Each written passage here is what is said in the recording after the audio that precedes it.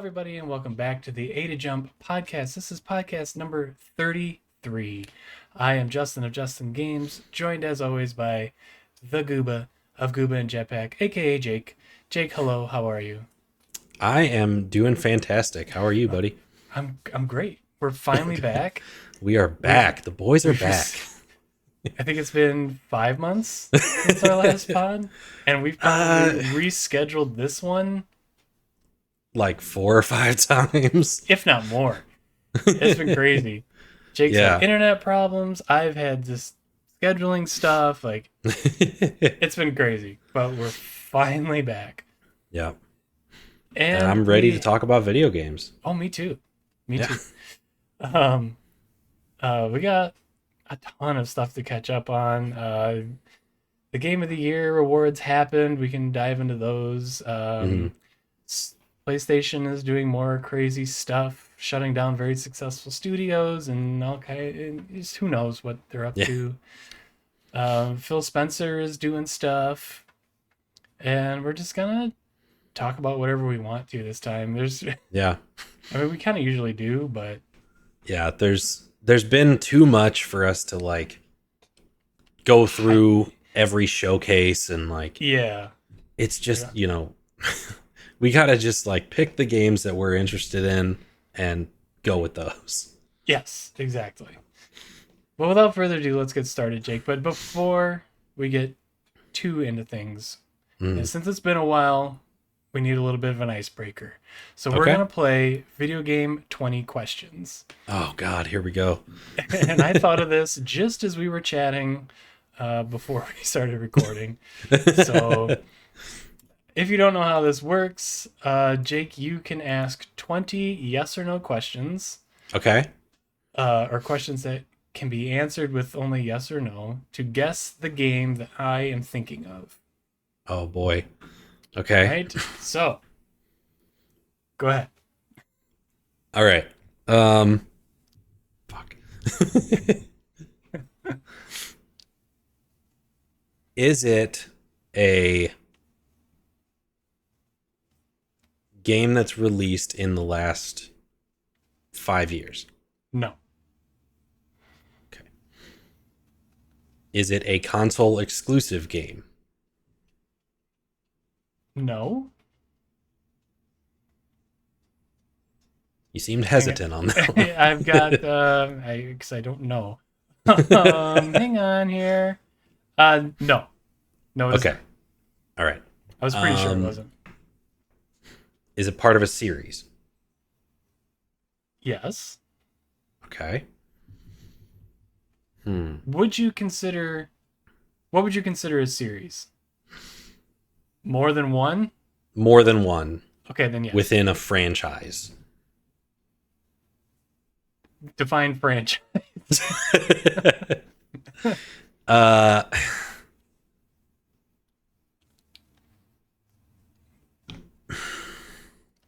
There is more than one of this game. This game,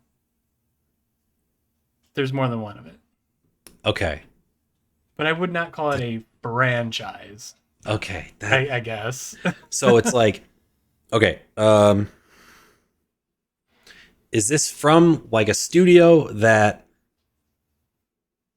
makes different games, but they all kind of have the same, a similar style? Maybe? Yes. Okay. Yes. Is it from the 360/PS3 era? Yes. And that was its initial release? Yes. Okay. I wasted that. That's fine. That's fine. I think I have 14 more. Yes. Counting on your fingers on the screen. Yes, I am. I don't know if you can see that. Yeah, I can see them kind of. Okay. Okay. Does it have a remaster? Or has it been re-released at all? Good question. I would think no. No. Is it a game that you know I have played? Yes. Okay. I'm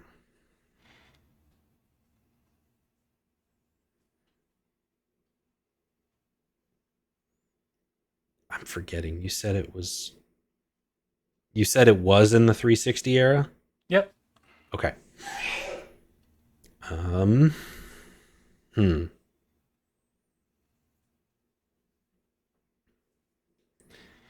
Is it a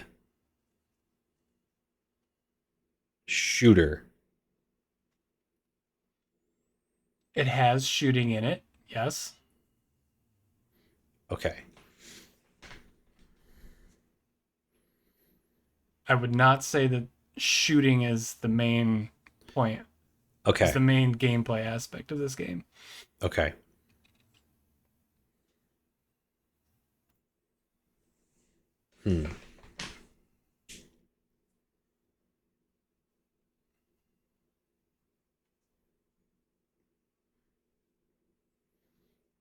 Is it a fantasy game?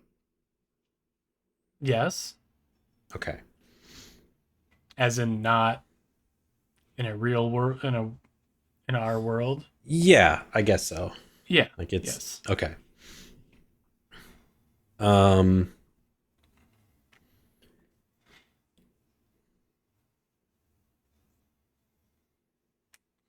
Is it a first person game? Yes. Yes. Okay. All right, now we're cooking. I don't know why, but I have my head is like locked in on a game. Okay. Okay, I'm gonna keep going. Okay. Is it like I was gonna guess, but I'm like I want to. Oh yeah, don't guess yet. Yeah, I want to lock. I want to really lock it in.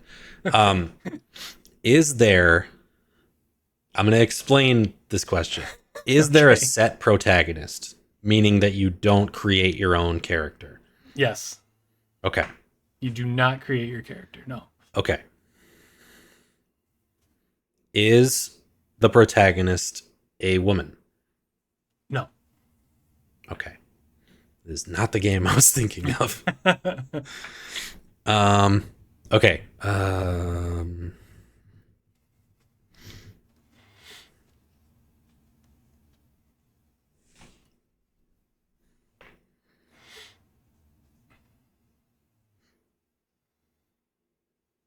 Now I'm really. Oh man, I should not have locked in so much on that one game. Now I can't think of anything I've played. Try to like nail down the gameplay aspect. Okay. You said it was first person. First person. 360 era. There is shooting, but it's definitely It's not like not the focal point. Yeah.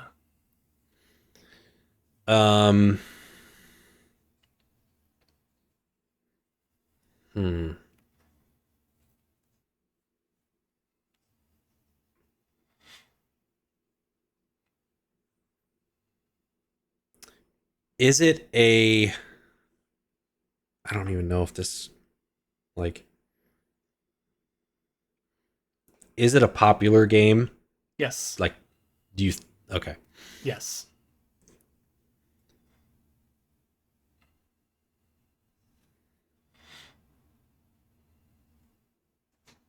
I'm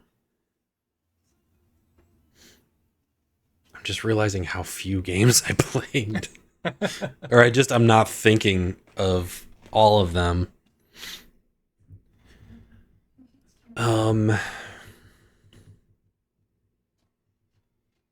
So we established that it's in a fantasy world, meaning that it's not realistic. Are there fantasy creatures in it? Like, you don't have to get specific, but like dragons or orcs or something along those lines? No, not high fantasy. No. Not high fantasy. Okay. No. Um. 5 questions remaining. Shit, that's all I have left. Oh God. Okay. I just need to go. I need to like go over it in my head, so it's. I will say, I'm pretty sure none of that exists in this game. Okay. If there are dragons and stuff, I don't remember it. And this is a question I already asked, so this shouldn't count. Okay, this won't count. You know for a fact that I played it. I am fairly certain we have played it together. Okay. All right. What the fuck did we play? Okay. I'll give you another hint. Okay. 5 questions left, I'll give you a hint. I would say since you asked about it being a shooter, I would say the least amount of shooting you do in this game, the better. Oh my God. I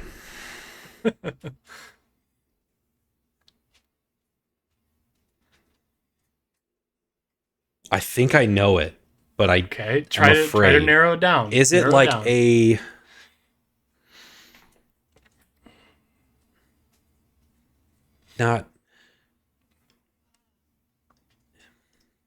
not medieval, but it's takes place in a previous era. It's not a modern game.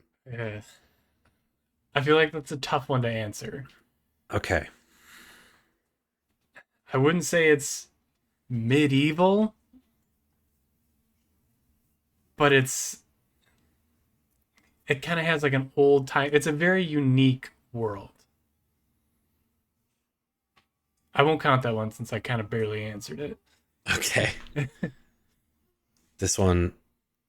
It's a very unique, very stylistic, just a really cool world. I feel like I have it, and I don't want to, like...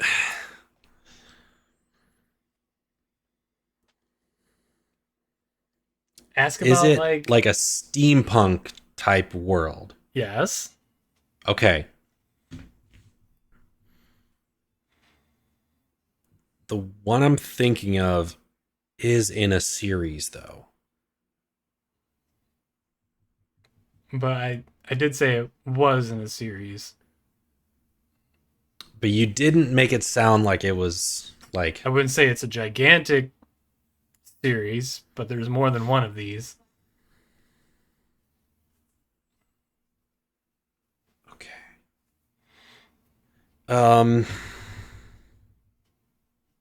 Is there more than one under the same title? Like, yes. There's this game and then this game 2 or yes, something like that. Okay. Yep. See, you had me thinking it was like not that. Yeah, you had me thinking it was like franchise in my mind. Franchise in my mind is like Elder Scrolls, where there's 10 billion Elder Scrolls games. Oh, okay. Or Star Wars or something like that. This is much smaller than something like that. Okay. But still quite popular. I think I'm ready to lock in. Are you sure you're ready to lock in? You don't want to ask anything else about like gameplay aspects or is it okay, wait, I do I'm not done yet. Questions. Okay. Yes. Okay. Is it stealth focused? Very, yes. Okay. I think you got it. Yeah. Is it...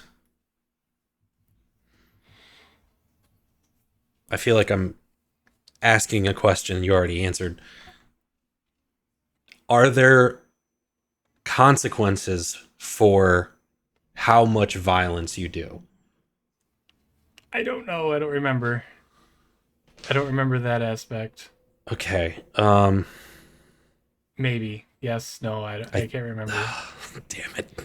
Damn it, Justin. Okay. All right. Consequence?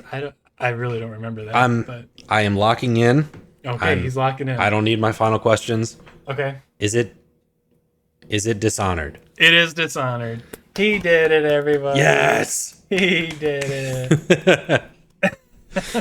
Would you consider Dishonored 1 and Dishonored 2 a franchise? Because that's all it is.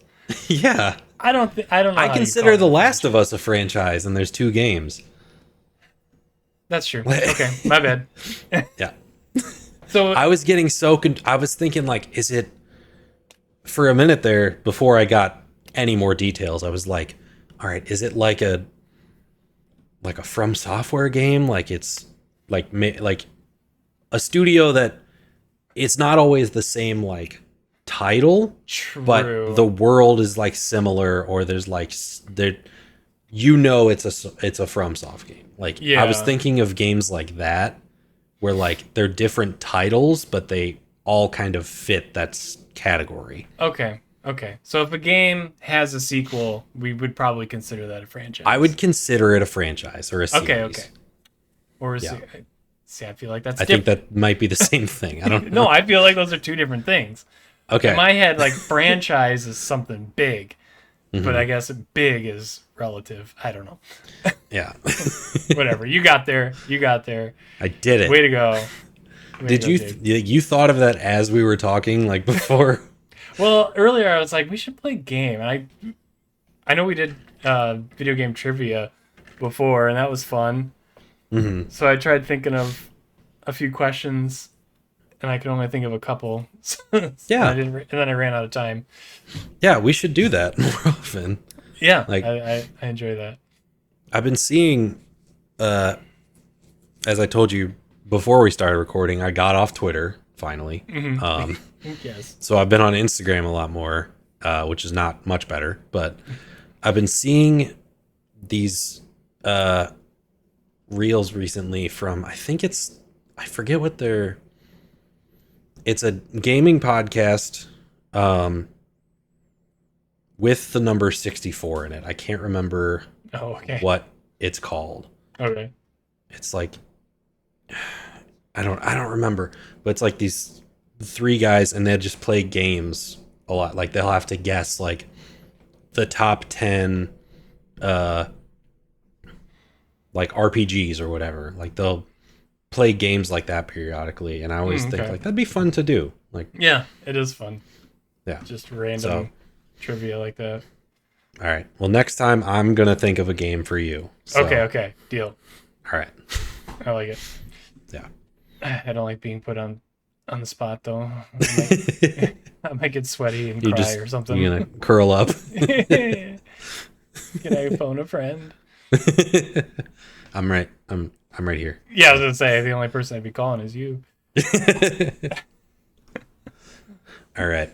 Okay. Well, that's good. The ice is broken. We're swimming. Yeah. I guess. We should not be. If we just broke ice, we should not be swimming. Yeah. Someone throw us. You're gonna get hypothermia. Throw us a life raft, will you, Monster Hunter? Yes, yeah. I've been playing a lot of Monster Hunter. Yeah. You really? Yes, I know. It's hard to believe. So what? Mm-hmm. When did we last record, Jake? Like October? Oh God. Let's go to the YouTube. Nail it down. I'm pretty sure it was around there. Like October or November. It was before the Game Awards. Yeah. Like, I don't think we even did our voting for the Game Awards episode. No, we did not. Because we totally planned to do one. Yeah.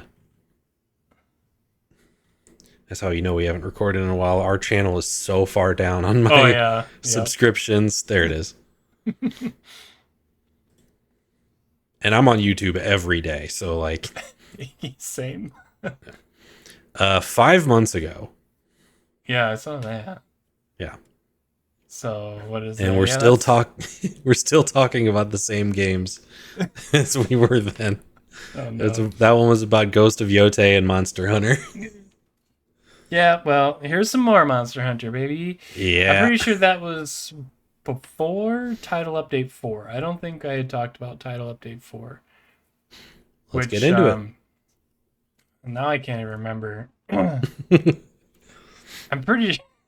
Yeah, Title Update 3... Uh, yeah. Okay. So Title Update 4 did bring the Gogmazios fight, which like kind of completely overhauled. I wouldn't say overhauled, but just added an all new level of complexity to the game. So Mm-hmm. you have this gigantic, oily, fiery dragon. It's the first Elder Dragon that's showed up in Monster Hunter Wilds, which is a big deal Mm-hmm. because they were everywhere in all the other games, but this is the first one. So I'm thinking there's going to be like some story stuff that comes from this in the expansion. Mm-hmm. But so you have this fight, and it's a huge epic fight, and it's pretty cool. Like the dragon has like some sort of ancient technology on its back, and like the goal of the first phase of the fight is to knock that thing off of its back, and then you Mm-hmm. have to connect. You have to like go around the map and connect these like nodes to Okay. this ancient weapon, and then eventually you can, if you connect them all, it powers up, and then you can fire it at the dragon, and it's just Mm-hmm. pretty epic. It's really cool. It does like Yeah. 64,000 damage or something like that. Oh my god. It's really cool just to see that big number. Yeah. Um, but as you're going through that fight, you're supposed to be like breaking parts, and the dragon is covered in oil that's hard. So your Hmm. weapons will do less damage unless you use a fire weapon that will Okay. soften the oil. Mm-hmm. And then once the oil is softened, you can use dragon type weapons to do extra damage to the actual dragon. So the oil acts Okay. as like a protective shield type It's like thing. a armor. Yeah, yeah. So Okay. it's a really cool fight, and then at the end he goes crazy. He's shooting lava everywhere. He's dropping Mm-hmm. fireballs from the sky. It's really hard. Yeah. People die like crazy, and but when you're breaking parts and stuff like that, you get I'm blanking on what they're called. Uh, it's like just little. God, I wish I could remember. But they're just they're not crafting parts necessarily for like weapons. Mm-hmm. You use them to upgrade your Ardean weapons, which were from pre-title update 4. Mm-hmm. You could use ancient parts to make stronger weapons, and then you can use these Gogmazios parts to upgrade those weapons even further. Mm-hmm. So it's like the new meta way to get the most powerful weapons. And there's like a hint of randomness in it because you can roll for weapon skills, or sorry, armor skills and group skills, Mm-hmm. which was in the expansion of Monster Hunter World. So that was like as powerful as you could get, was by collecting these monster parts and then rolling for your armor skills on the weapon. It's so confusing to explain it without like good context. Yeah. But basically, the armor skills are where you can like really maximize your like your damage output, Mm-hmm. and where it would require three pieces of one certain armor to gain that armor skill. If you gain that armor skill on your weapon now, you only have to have two pieces of that armor and that weapon Okay. to have that armor skill. Mm-hmm. So it's a way to kind of mix and match and play and really maximize the build that you want to make. So it was really cool, and it was really fun just to go fight this big dragon and then go back to the smithy and roll all your weapons and see if you can get the one you've been hoping for. Um, and it was just so much fun. Mm-hmm. And then after that was the it wasn't a title update, but it was like the final anniversary update. It came out Mm-hmm. like 1 year after the game released, and Okay. that added Arc Tempered Arcveld, which was uh, the strongest monster in the game, pretty much. Mm-hmm. And he was, I wouldn't say it was super hard, but it definitely was like the hardest fight in the game. Mm-hmm. Uh, if you're not careful, he'll one shot you if you're caught in the wrong spot. Yeah. Um, but yeah, kind of the same as all the others. All the other arc tempered monsters, you fight them 3 4 times, you get the armor, and you move Mm-hmm. on. So I have been taking a bit of a break from Monster Hunter just because I kind of did everything, Yeah. but that doesn't take anything away from the year, the almost Yeah. full year of really fun games that I had. And I think, what am I at?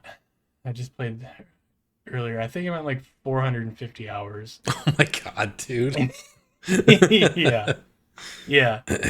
It was perfect. It was a really good game. So I could see myself stopping back in every once in a while. So the title Mm-hmm. updates are pretty much all the updates are done Yeah. until the expansion comes out, Mm-hmm. which they announced they're doing it.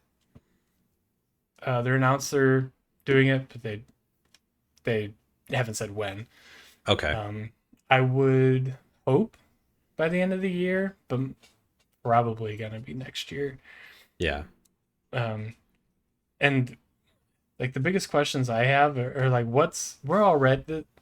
we already have the potential to make our character so strong as it is, Yeah. especially with this with the armor skills in the weapon now. Mm-hmm. It makes me just super curious what they're gonna cook up for this expansion, what's gonna be new, and how they're gonna make us our character even more powerful. Yeah. So it'll be fun. I'm excited. Yeah. That's definitely what my most anticipated right now is that expansion.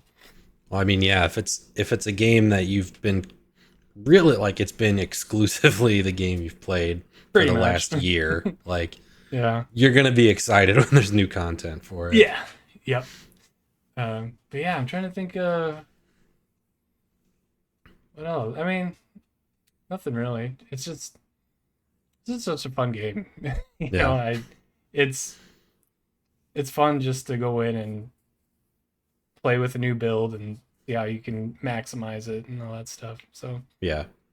yeah, definitely my game of the year last year. I guess Oh we yeah. never got to discuss that. Yeah. Well, I think you already know what my game of the year was. Well, one because I made a video on it, but Ghost of Yotei. Yeah. Um, it took me way longer than it should have to beat it. Hmm. Um, it didn't help that it came out when I was traveling, as I often am. Um, so I only had time to play it. Actually, no, it also came out when I was finishing my anti woke gamers video, which took Hmm. me like 5 months to do. So, like, I wasn't putting a whole lot of time into it then. And then with travel and the holidays, I didn't actually get around to beating it until I think like the week of Christmas, maybe. Mm. Um, Really, and really quick. then What video did you make on Oh, I didn't. It wasn't a Yotei? full video on Yotei. It was just I made like Okay. a short with Okay. my Okay. Okay. top Okay. I was five gonna say games I of the year. did not Yeah. watch that. No, I did not make a full video on it. Okay. Um, I don't know if I could have, if I would have had enough to say. Like even now, I'm thinking Sure. about it, it's like it was just good. It It was, was like yeah. Yeah. it was Sometimes it like is Ghost of just good. Tsushima, which is also awesome, but Hmm. more of it, and it's you know I I see a lot of people saying that Yotei was not as good as Tsushima, and I just don't agree at all. Sure. Like, I loved the story of Ghost of Tsushima. It was a very interesting story arc. But in terms of Yotei, like they just did everything with the gameplay better. Like, rather than in Tsushima, like the way that you differentiate between fighting different enemies is you have different stances that you do, but it's all done with a katana. You do have like a bow and some like throwable weapons, but your only main weapon is a katana. In Yotei, you have a different weapon for each enemy type. So like if the enemy is coming at you with a spear, you bring out dual katanas and you fight them with two swords. Or you have, I can't remember the names of all the different weapons, but you have like throughout the story you gain more and more weapons, and you have to like, it's not just like someone hands you this and then that's you're a master now. Like you have to be trained on every new weapon you get. And like just everything to me feels like so much more fluid, and like there's a lot more variety in how you can do things. One of my favorite mechanics that I would just abuse when I had the chance is if an enemy drops their sword, depending on how they drop it, it'll give you a button prompt where you don't really have to do anything. You just have to be near it and hit like R2 or something. And Atsu will kick the sword up in the air, grab it by the handle, and throw it at a person. And it's an instant kill. That is so and it cool. is so much fun. Oh my God. Like, it is a blast to do that. And like, there's times where, you know, if you're in a situation where like, you know, you're very easily handling it, then it does feel like cheating a little bit. But there are definitely times where you are outnumbered and you are like, especially later in the game when enemies get guns. Oh, okay. Like then you know, you use every advantage you can get because it is not easy. Yeah, I watched a little bit of a streamer play it, and it looked cool. I definitely saw that part where you can kick up a sword, chuck it at the chest or whatever. It's pretty cool. Well, there's the other new weapon that I just absolutely loved. It was called the Kusarigama, and it's like basically like a hook thing on a chain. You like swing it, and you can like you can do new stealth takedowns with it, where you can throw it, hook somebody, and like pull them back to you, like into the tall grass and cut their throat. And that's like a stealth kill you can do with it. Yeah. But you can also use it in like hand-to-hand combat and like swing it around and hit a bunch of enemies at once. Like it's a really like everything they added to that game improved it. Yeah. Like there was no new things that I was like, I don't know if that was good. Like, no, everything they did was awesome. Yeah, Sony is pretty good at sequels, I think, because I felt the same way about Horizon Forbidden West. Just everything in that game was cool, you know. So, Sony doing Sony things, man. They make good games. I think we talked about it last time. It's they find very creative ways to like create new types of gameplay, like kicking the sword up and chucking it at somebody. Like that's just and that's just cool, you know. Like I don't. They have a very good cool factor. It's just it always works. Yeah, you don't have to reinvent the wheel when it comes to gameplay, like, but just those subtle little, like those little details that don't seem like they're going to be that impactful end up being the most exciting part of some games. Yeah. Yep. I agree. Well, as I had said, I have been stepping back from Monster Hunter just because there's not much else to do. Mm-hmm. But Resident Evil 9 had just come out, Yeah. and I was watching some gameplay of that, and I thought to myself, like, damn, this is cool. It looks so good. Mm-hmm. And I feel that way about really all the Resident Evil games. So I thought, why not? I will go back and play all these newer releases Mm-hmm. for Resident Evil. So I'm starting with Resident Evil 2. I bought the $40 version 2 days before a PlayStation sale that sold 2, 3, and 4 for $30. So I was pretty upset about that. Yeah, I would Um, be too. if a word of advice to anybody out there, if you're considering buying a new game, I found this out the hard way, but if you just wait till Tuesday, and see if that game goes up on sale. Because Mm-hmm. I'm guessing that's when Sony does their sales, or the Yeah. first day of their sales is Tuesdays. Because I think I Mm-hmm. bought it on a Sunday, Saturday or Sunday, and then Tuesday it was, yeah, Yeah. it was. But hey, can't win them all.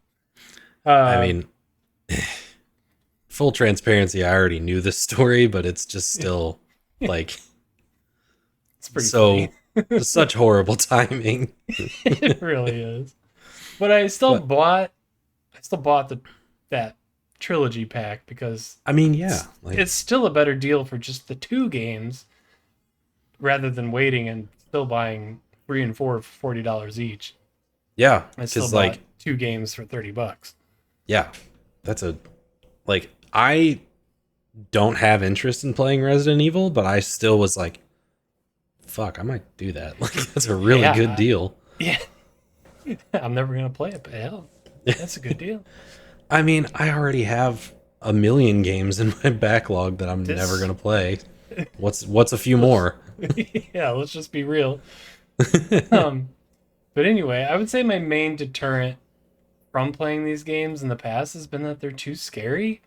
Yeah. And I don't know. It's like I need to get over that. So, and it's been fine. There's Hmm. only been one part in this game that has really gotten me, and it was Hmm. just kind of when I'm walking through.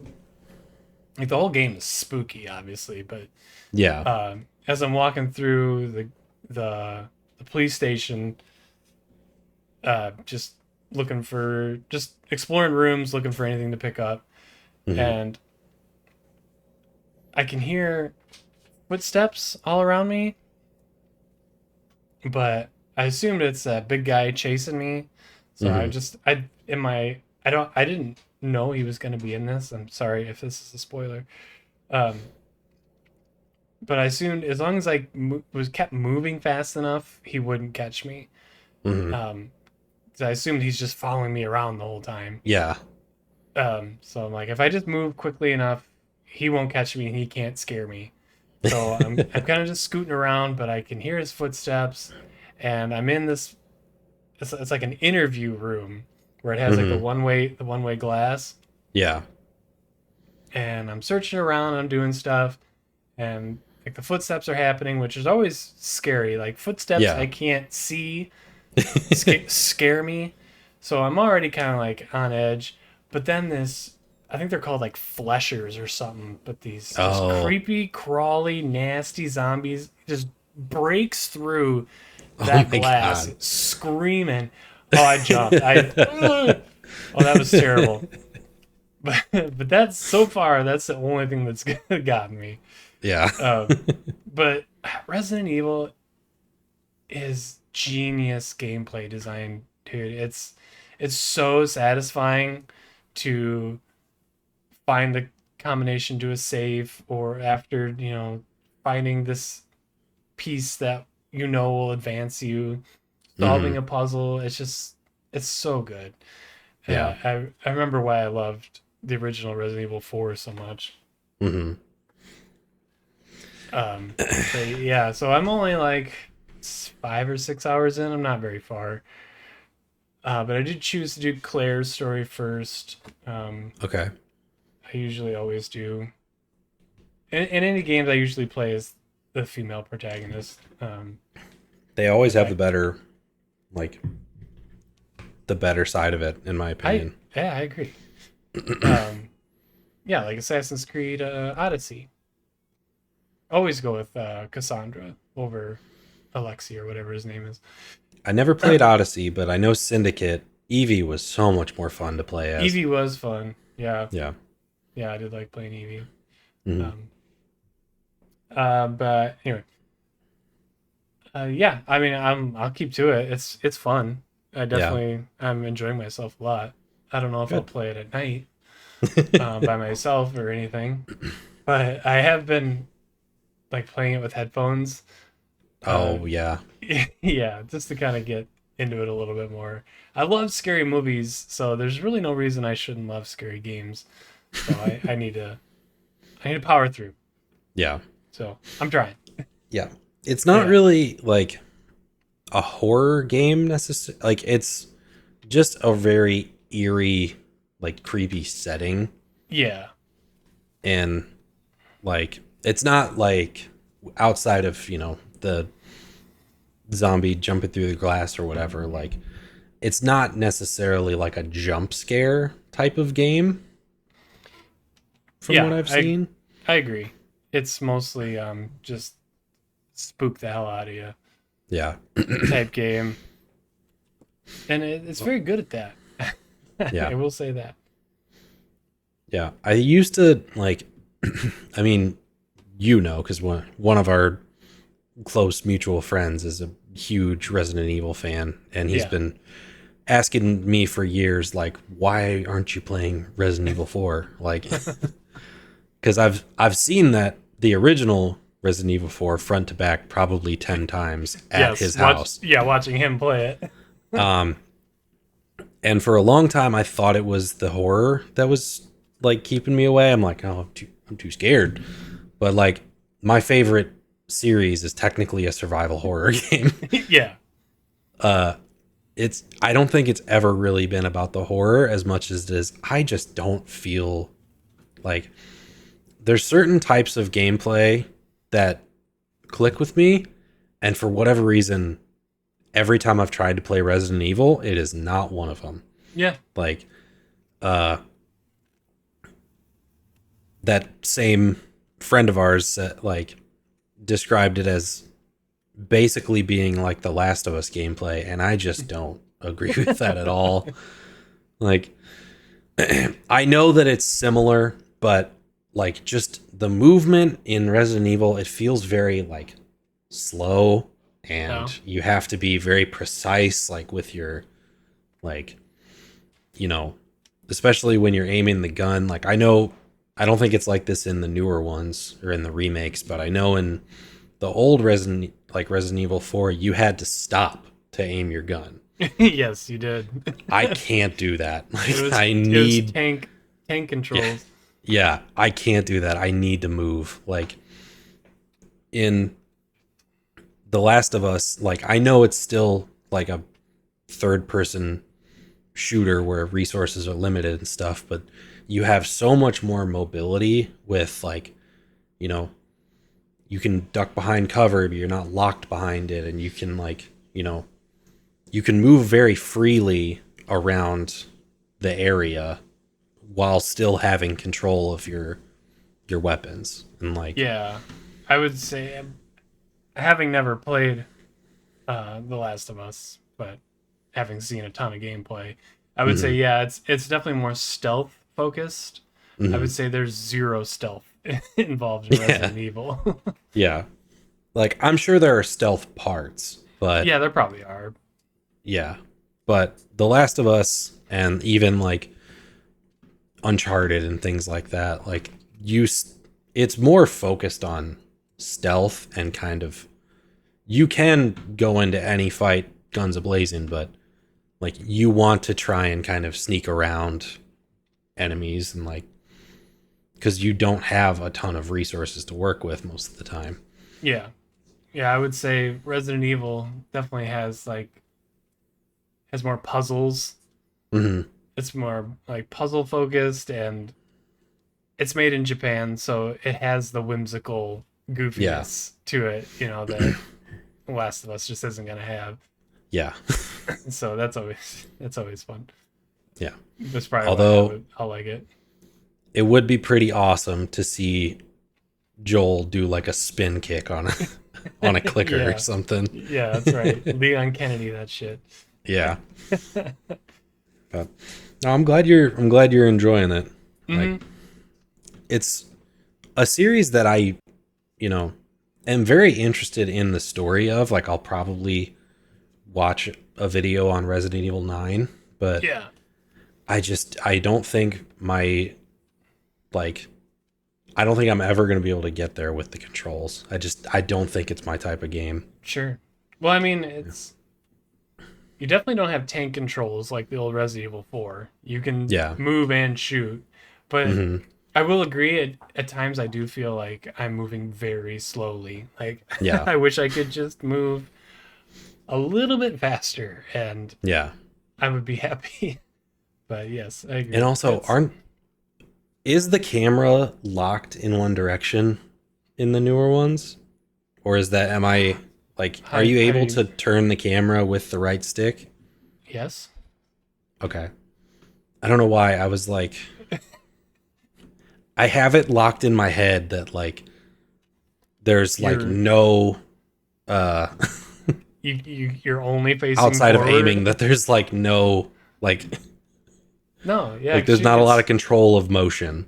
No, there definitely is. At least in these new ones, or in RE2 there is, because it's cool. Because if it's dark, Claire has her flashlight out. Mm-hmm. As you move your camera, she moves her head and flashlight, which is small, but it's cool. But is it locked in the direction that your character's facing, or can you spin your camera around to look behind you and stuff? Oh, I don't know. Okay. I would probably guess no. I would say if you turned that way, your character would turn with it. Maybe. I don't know. I'd have to test that. So you want to look behind you as you're walking forward. I want to be able to see. I want to be able to have more awareness of my surroundings, I guess. So nothing scares you. Yeah, basically.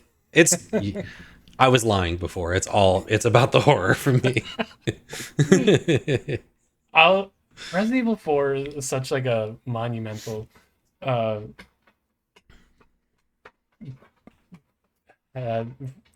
aspect of my life when I was so young. Yeah. I can remember a friend that I had in middle school, and you know who this person is, but I won't say their name. Yeah. When we would play Resident Evil 4 like in his basement. We of course all the lights are on, but it'd be crazy to play in a basement with no lights. We have. I've done it. Yeah. But when he would play, he'd like start a level, like the church level specifically is what I remember, and he'd as he would advance through the level, he would always come back to the beginning to make sure he didn't leave anybody alive that would come behind him and scare him. So he'd just go a little further, and then he'd come back all the way back to make sure nothing respawned or anything, and then he'd go a little further. Man, we're gonna be here forever. Can we just move along a little bit? But no, he wouldn't. So that would always crack me up. Ironically, that's what I would do in old Hitman games. In what? In Hitman. Oh. I would leave. Hitman's not scary. No, but it's the same thing of I would kill everybody in the level because I don't want anyone to spot me. Like, Go no back one can all call the the way back police to- if there's no one alive to do it. It's true. Yeah, it's true. Yeah, I love Resident Evil. And like you had said, it's a franchise with many iterations that I care about, and But it would still be one if it was just a couple. okay, whatever. Like that's wrong, but whatever. I've watched the gameplay of every game. I've seen all of 7 and 8. Yeah. I was starting to watch 9 when I decided I wanted to play it, so I stopped. So I love Resident Evil. And so I'm excited to actually be a part of it and actually play it now. Yeah. Well, all right. Maybe, maybe someday I'll come around and I'll try like 4 remake one because I know that story already, so I'm not too worried about it. I don't think I'll ever play 7 or 8, like the first person ones. Yeah, 7 is definitely the scariest. So my cat is trying. I have to put the cat food bowls up on shelves, otherwise the dog eats it. And the cat is trying to take a toy up to the shelf with him, and it's not working. It's quite funny. Well, all right. Anything else you've been playing? You got a couple more games on this list here. Yeah. Oh wait, we haven't gotten to the big one yet. Yeah, games that I've because it's been like a year or however long since we've recorded. It's not been that long. Close. But I have completed a couple other games. Okay. One was The Pathless, which is a game that we have, I think, briefly talked about on this show before. Austin Wintory, right? Yeah, another Austin Wintory classic. We need to get Austin Wintory on this podcast. Hey man, I know you're watching. Just Austin, come on, everybody. Our DMs are open. Come on the show. Let's talk about it. Yeah, right. Talk about the 2 games that I've of yours that I've played. Yeah. No, but one of my top games last year was Sword of the Sea, even though it is a very short game. I think it took me like 10 hours to platinum. I just have such an appreciation for giant squid type, or just in general, those type of like very atmospheric exploration type games. Sword of the Sea was great because of all of those reasons, but also just the movement in that game and the traversal was the most fun part of it. Like being able to ride around in a desert on like a sword that you're surfing on, essentially, was just so much fun.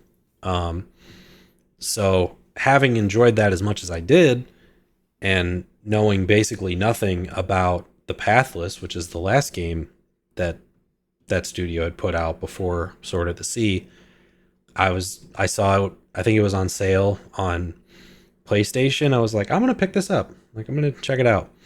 And it was fantastic. It was such a fun game. It looks really good. Yeah, so if I can sort of explain like the general gameplay aspects of it, it's all focused on archery, but it's not in the sense that you really have to like aim at stuff. Like you kind of lock on to the most, like the closest target to you. But what makes it interesting is there's these medallions that are spread all across the world. Like you can, at any given point, you can see like 5 or 6 of them around you. And when you shoot those, it fills up your like boost meter. Oh, geez, sorry. It fills up your boost meter, which helps you move around the world faster. So like if the meter is full, that's how you sprint. And if while you're sprinting, you continue to shoot these medallions, it just keeps boosting you faster. It's how you move across the world quicker. eventually you find medallions where they'll give you like a jump ability, or they'll like shoot you up into the air when you shoot it. So if you're trying to get to like a really high platform, it'll have those like those medallions like going up the platform, and you just have to like, you shoot one, you'll bounce up, and then you shoot the next one, and it'll like elevate you up to this platform. But on top of that, there's like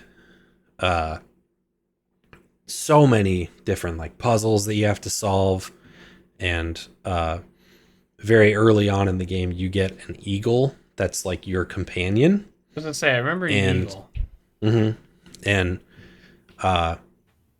that becomes like one of the main aspects of the game too, is you like, as your bond with that eagle grows, or as you get more powerful, the eagle can do more and more like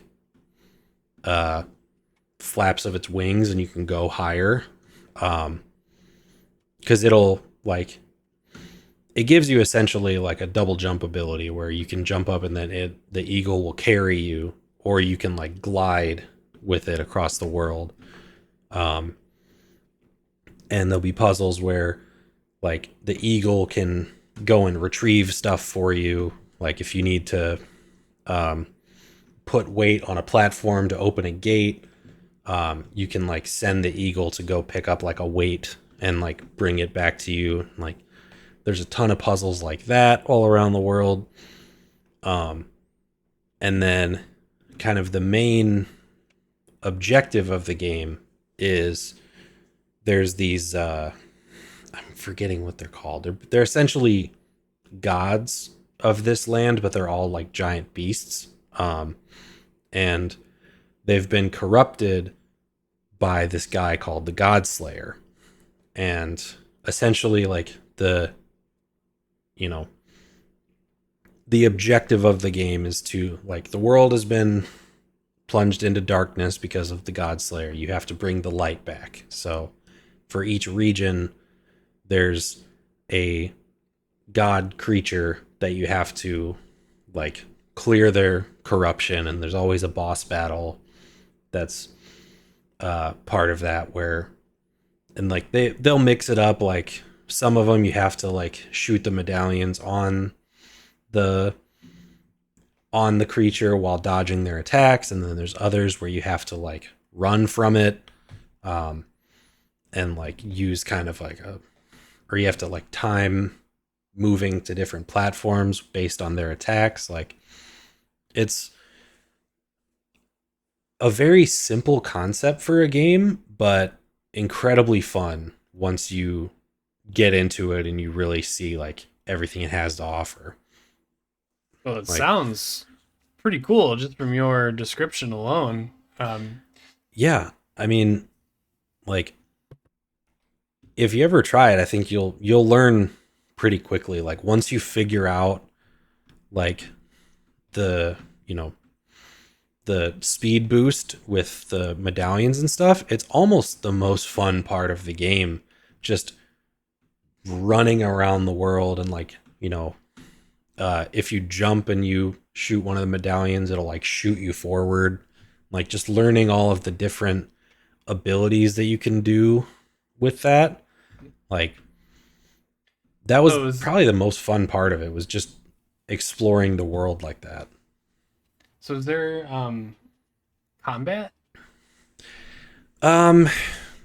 Outside of the like boss fights, technically no. Like okay. Even though it is an archery game, like you're only ever shooting these medallions, but you can do it for different things. But in terms of like combat, not necessarily. Like not out in the open world. Yeah, I mean, there's nothing wrong with that. Yeah.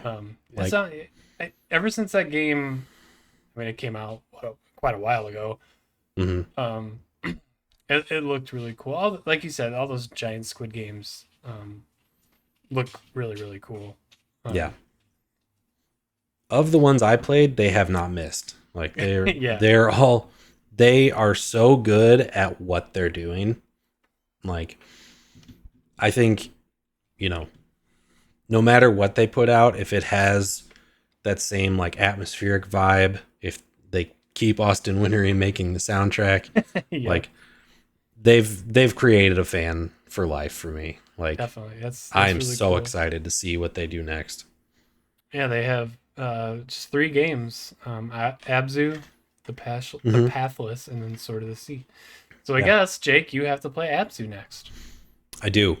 I started it like forever ago, and I don't know why I didn't get farther into it. I think I was maybe like in between games at the Sure. time. Um, but yeah, I definitely would like to get into that one because I've heard just as great of things about that one as the other two. Mm-hmm. Austin Wintory did the track on that one, or soundtrack on that one as well. Yeah. If you can't tell, we like Austin Wintory here. Yeah. He does good stuff. Good composer. Mm-hmm. And I love companies like that. They just make little games, and they're really, really, really good. Yeah. Like, they're not out here trying to like make the like most graphically insane or like the game with like the like most complex mechanics. It's just like their games usually is like about doing one thing, and they do it really well and make it look really good, and it sounds great. Like, they know what they're good at, and they continue to just expand on that. It feels like an artist, like a team of artists just got together and just made a game, you know. Yeah. It's not That's their form of art, is a game. Yeah. Mm-hmm. And that's I think that's really cool. Yeah. Well, I know you've been talking a lot, but I don't have any other games that I've played. So, do you want to dive into Expedition 33? I will. So that's another one where I, for the longest time, just did not think it was going to be for me. Like, yeah, it's pretty out there for your tastes. Yeah, I mean, from a like, obviously, I had heard how amazing the story was, and it's got incredible acting, and it's by a like, you know, not it sounds like a decent sized indie studio, but an indie studio nonetheless. It's their first game. Mm-hmm. And I always want to applaud studios that hit it out of the park like that with their first game. Yeah. But it is a turn-based RPG essentially, and I was not I was not familiar with that genre really at all. But the same mutual friend who we've played Resident Evil 4 with for many years also got really into this game and has kind of hounded both of us to get into it. Mm-hmm. And I finally caved. And I will say, when I first started it, I did not think I was going to like it. It just like, it has so many different systems, and like, you know, each character has different, like, their abilities are based on like different power-ups, and it's a lot of menus. It's a lot of like, you know, tutorial screens popping up, and my brain just like cannot handle all of that at once. Sure. So I had no idea how anything worked. I was just like, okay, I got XP. I'll like upgrade my abilities and then go from there. But there was like entire like mechanics that I was not utilizing because I didn't know that what they were. Yeah. But it wasn't until we went and visited said mutual friend, and he sat me down. Like, I loaded my PlayStation account on his PlayStation, and he sat me down and he showed me like, okay, this is what this does, and this is like, you know, you have all these points for this ability that you're not using. Like, So you have to go to this guy and then you can upgrade this. And like, he kind of helped me understand what was all at my disposal. Mm-hmm. And once I knew it, like, completely changed the game for me. Like, I can say, I've maybe 8-10 hours I've played. Okay. And it's got to be one of the most complex. Yeah. And I play a lot of JRPGs. I play Final Fantasy. I play Persona and all that. Yeah. It's definitely one of the most complex because you're right. I only have like 3 characters, but all 3 of them do different things very differently. So I imagine all the characters are like that. So and a lot of times, like even with Monster Hunter, I probably talked about it as in this podcast, where a game like Expedition 33 and Monster Hunter and a lot of other RPGs, their systems are difficult to absorb, especially from a tutorial text menu. This does, Miles Power does this and this and this and this, but this stance and this stance and this stance. I'm like, whoa, what? What does that mean? So sometimes it just takes like somebody showing you or watching a YouTube video that really tells you how this system works. And that's when things can start clicking, and that's when games get fun for me, is obviously when you understand what you're doing and you can start doing it well. Because Expedition 33 is extremely complex, and there's nothing wrong with it. I've told you it just wasn't Monster Hunter when I was playing it, because I would just want to go right back to Monster Hunter. But I made the main character, or at least the first character you get. I forget his name. Gustav. How could I forget Gus? I like made him into a super tank. Like I made his attack super high and his defense super high. I just min-maxed both of those. And then the second character, the woman who I'm also forgetting her name. It's Lune. I made her into like the healer and the magic user and stuff like that. And just trying to, I don't know, just trying to, I know it's probably not the smartest way to do it, and it sounds like this game gets really freaking hard, so maybe I probably shouldn't do this. So maybe I will undo that, but we'll put it this way. I played through it on story difficulty, so the easiest one. I am not ashamed to say that I tried it on normal, and I just could not get the timing down for parries, and I was losing every fight. I was like, I'm not going to do this. Like, I want to enjoy this game. But even, getting through the main story, like there are definitely hard fights, no question. But it's like the post game bosses that are like around the world. Like even when I was like max level on some characters, like I had all of these abilities unlocked, I knew everything that I was doing, I would still get one shot by some of these bosses. Like, damn, it does not matter how like easy the difficulty is or how high of powered you are, like you have to learn their attacks and remember them. And like that was one of the hardest but also most satisfying parts of it. Definitely. Like, because there's certain bosses that's like, they'll do like 6-7 attacks in a row, like one, and it'll, you know this, but like it'll tell you the attack that they're doing, like short combo, long combo, whatever. But like when it's one of those where it's like 6 or 7 attacks and you hit them all and you do a perfect parry, there is no better feeling in the world than like, oh my god, I did it. Like you hit him with a counter attack too, right? If you do them all. So that's always fun. I think where I left off, there's like a forking path, and you obviously just need to go straight. But on that forked path, there's an option. There's a boss, and I cannot leave that boss alive. I have to try. I have to try to beat it. Yeah. And I would get close. I would get really close. I was getting like the timing down on the parries and the dodges and stuff.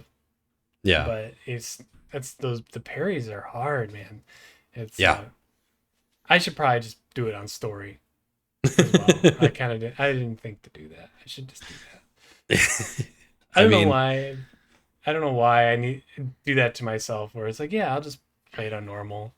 But yeah, there's nothing wrong with playing things on story, man. Just get through it, enjoy it. Yeah, it's because that's all I really wanted out of it. Like, now that I've played it all the way through and I can appreciate the gameplay, I did genuinely enjoy the combat, and I came to like, I wanted to go back and like keep doing fights to like hone my skills and try and get better. But my main goal from the beginning was to get through the story, because like they did such a great job on the story. It's so unique. It's so different. It's very cool. Yeah. I will ask one question on the story, and okay, you can answer. It's a simple yes or no. Obviously I don't want any spoilers. Is it, I remember asking myself this when I was playing it, and I'm trying to remember how exactly I wanted to word this question. Okay. Would you say it is a satisfying ending? Will I figure out why all this has happened? You will. Okay. Yeah, that's all I'm going to say. Okay. You don't have to say anything to this, but if I play through this whole story and it's just like, good job, you beat the big bad, and here's the end credits, and nothing, because I hate that. It's like a freaking Stephen King novel. I've read 2 Stephen King books, and it's just been like, I don't know you why. Did it. I don't know why there's this magical fairy tale land in this dude's shed. It's just, I guess we'll never know. Or I don't know what happened to this evil monster that just kills people in town. He's part of some like folklore. That's all. That is garbage. That is terrible story writing, in my opinion. I can't stand that. I need to know why. Yeah. Why is this paintress up there counting down numbers? Where did she come from? Why is everything on an island? Or, I have to know. Yeah. But you don't have to respond to any of that. all I will say, because I genuinely do want you to finish it so we can talk about it. Okay. You will get answers, and you will be surprised by them. Okay. I don't think you will. I don't think you'd be able to guess what all of this is about. I love that. Okay. Yeah. But yeah, good game. Good. Deserved game of the year. 1000%. Even though it wasn't my game of the year. True. Because granted, I didn't really play it much last year. Oh yeah. 100% deserved. Like that, the fact that that's their first game and they were that ambitious, like the acting in it was all incredible. The music's great. Like it 100% deserves it. It's a game that I didn't even think I would like, and I am now wearing a shirt for said game. So like, yeah, that'll tell you how I felt about it winning game of the year and every other award that it was nominated for. I think the opening sequence alone is deserving of some sort of award, because that was horrific.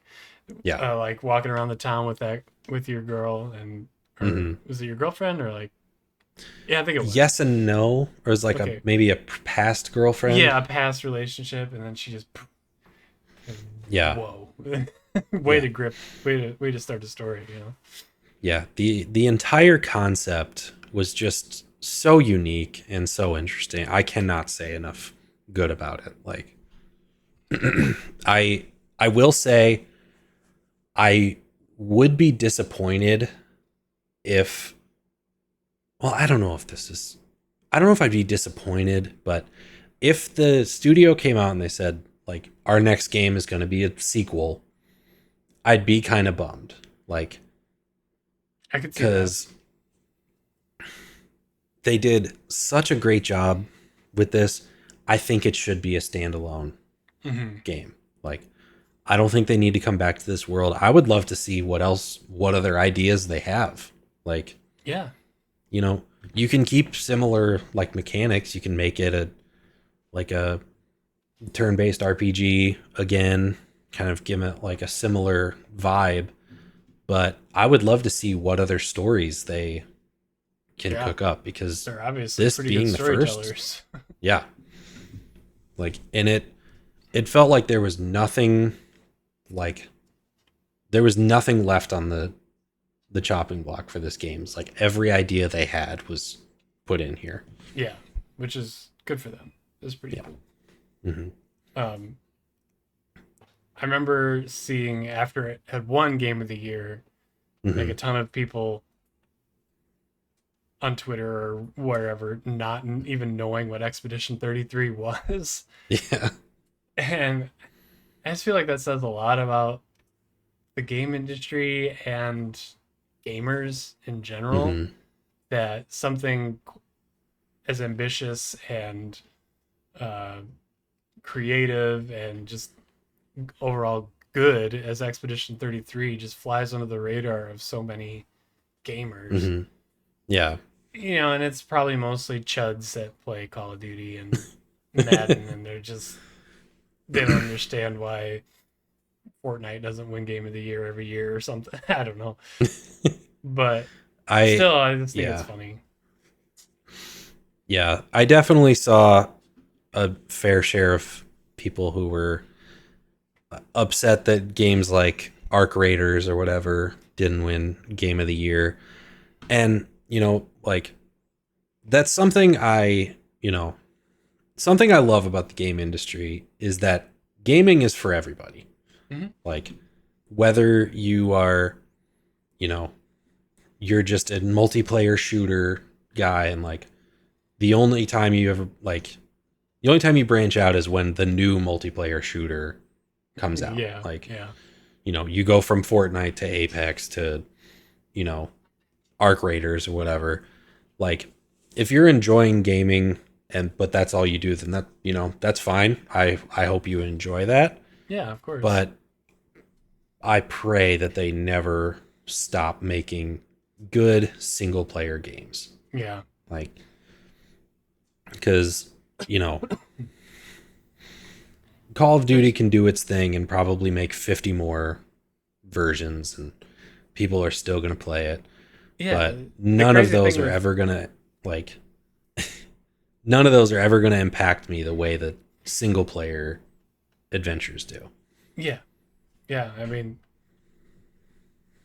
it's cool to see like a game like Astrobot win in Yeah. 2024, Mm-hmm. and a game like Play Obscure wins in 2025. It's just, you never know what you're gonna get or what's gonna Yeah. catch on. And did you also get a little emotional seeing the Astrobot game director, who is French, Yeah. get to give get to give Claire Obscure, who is a French studio, Mm-hmm. their Yeah. award? That was really cool. 'Cause he's like, "Menu me, it's Expedition Yeah. 33." I'm like, "Oh, that's so Yeah. cool." I don't know why. I just love that. Yeah. That was just like it was just a nice, like, wholesome moment. There were a lot of like a lot of parts of the Game Awards that made me emotional because of Expedition 33, and like just this team, you know, putting so much into this game and being rewarded for it. And like uh I think I definitely teared up when Jennifer English won like best performance for playing Mael in this game. Like, because one, she was getting emotional, so that just in general made me emotional too. But like, and for whatever reason, I don't know if it's even considered a slogan or just something they say in the game for those who come after. Like, her ending her speech with that, like, hit me in the chest, and I don't know why. Like, and it's so like I got so like caught up on that phrase that it's the reason I bought this shirt, because I wanted something with that on it. Yeah, for those who come after. That's so cute. Yeah. Love it. But yeah, totally deserved. Like, yeah, I agree. Even having not fully played it, or of course it definitely deserves it. But all right. Well, let's move on to some other stuff. Yeah. I don't know how to describe this news, honestly. Sony shuts down Bluepoint Games.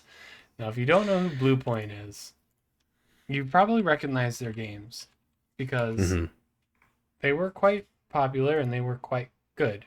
But they were a PlayStation studio, right? They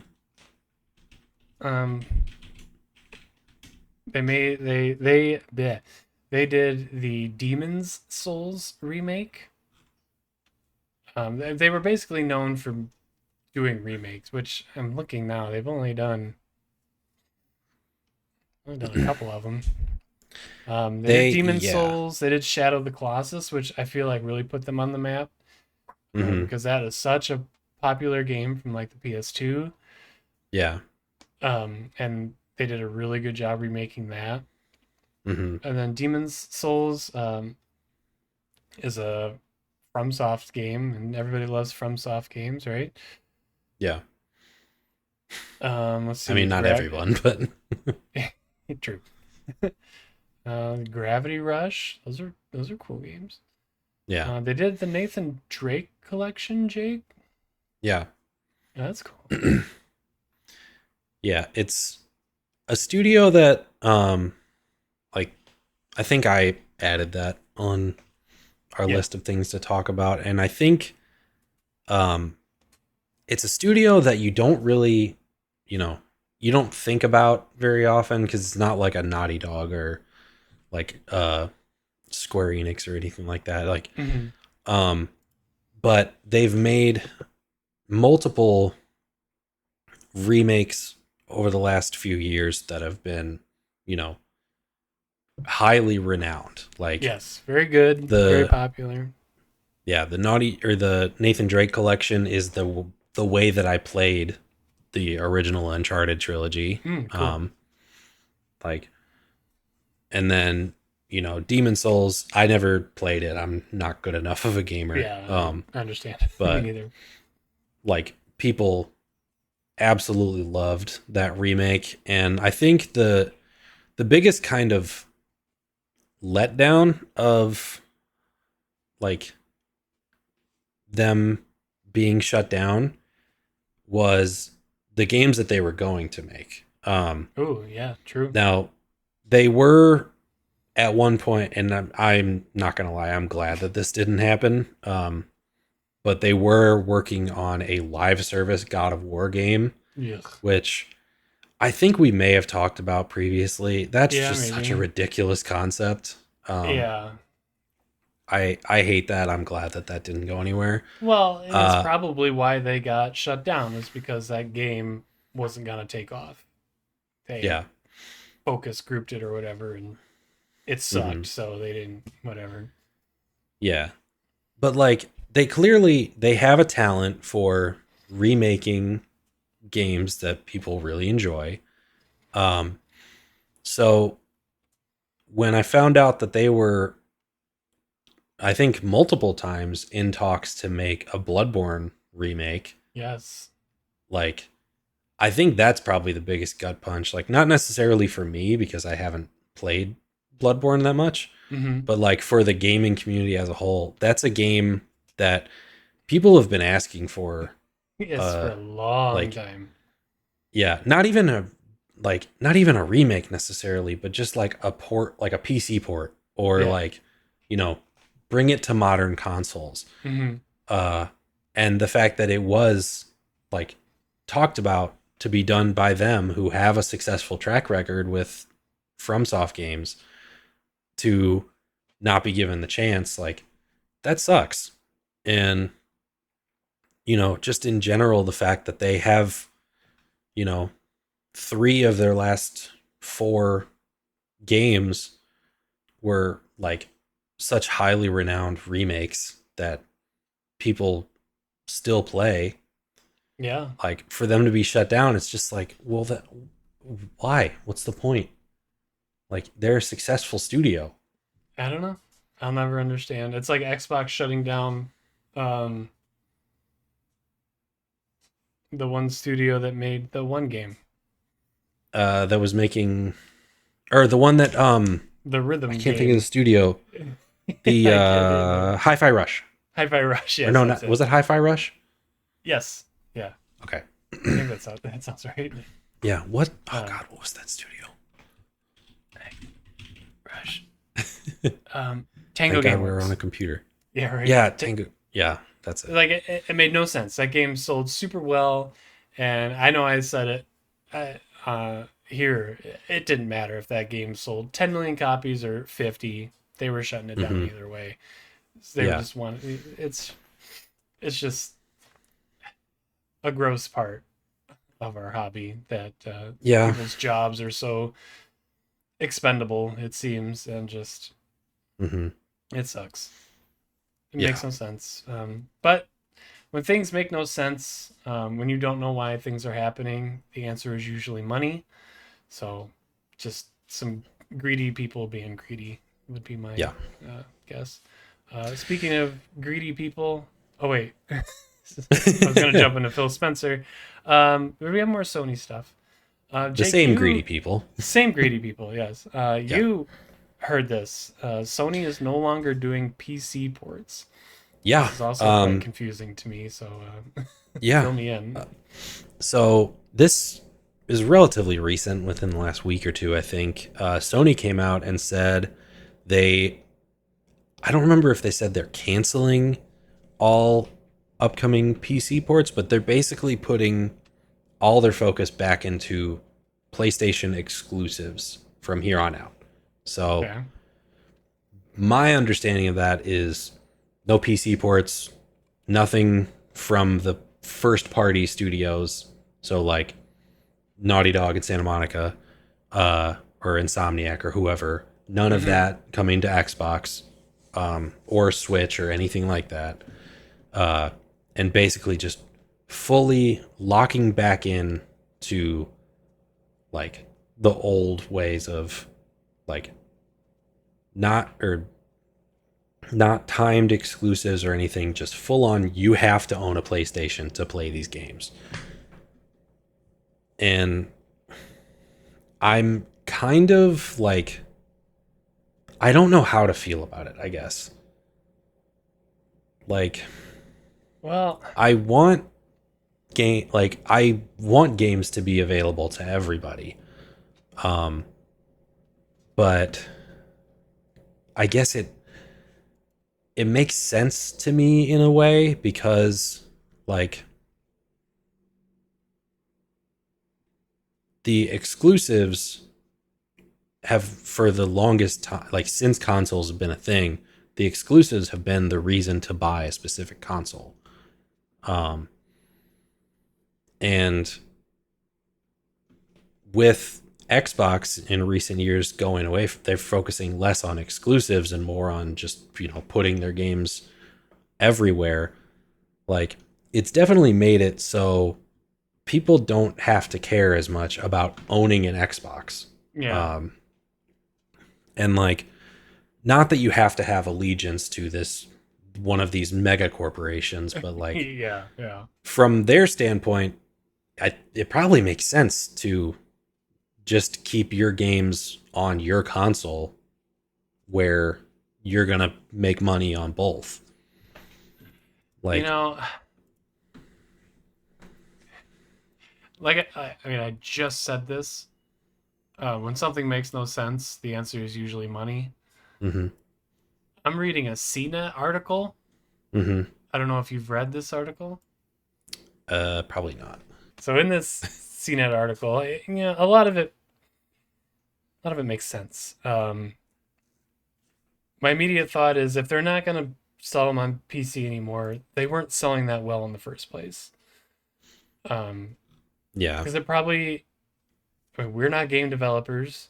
I don't know any game developers, but apparently it is quite hard to make a port that is, to make a PlayStation game and then convert that to a PC game. That mm-hmm, probably takes a lot of time and a lot of money. yeah, So they're just definitely not getting their return.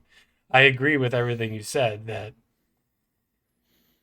it just sucks overall for gaming yeah, that if you just want to have one box that plays everything, and PC has kind of been that in the yeah, past few years. But unfortunately, these companies are owned by very wealthy people who only want to make more money. yeah, So if something they're doing isn't making any money or making enough money, they just won't do it. yeah. Um, things are getting expensive. We know exactly why, but you know, what is it specifically? RAM prices are through the roof. Yeah, I mean, it even, I think it mentions it in this article, but like the RAM shortage has Yep, been and will continue to affect like everyone who makes games, makes consoles, like, makes technology. yeah, you know, phones are gonna go through the roof. TV, just anything that needs a computer inside of it, yeah, which is a large number of things now. yeah. Um, but it's So, wild. I've just reading these few sentences. I've learned so much. Sony reportedly, I'm quoting this. Sony reportedly delayed the PlayStation 6 release to 2029 due to the shortage of RAM, meaning the PS5's life cycle would be 9 years instead of the mhm, 7-year cycles of the PS3 and PS4. yeah, And then the new Xbox boss, Asha Shar, I'm assuming that's the AI lady, yep, on Thursday announced that the next Xbox console will play PC games as well as Xbox games. And then you've got the Steam machine coming. You mhm, know, if those games or if those new consoles can play PC games, Sony is I don't know. Like, does it behoove them to have their games on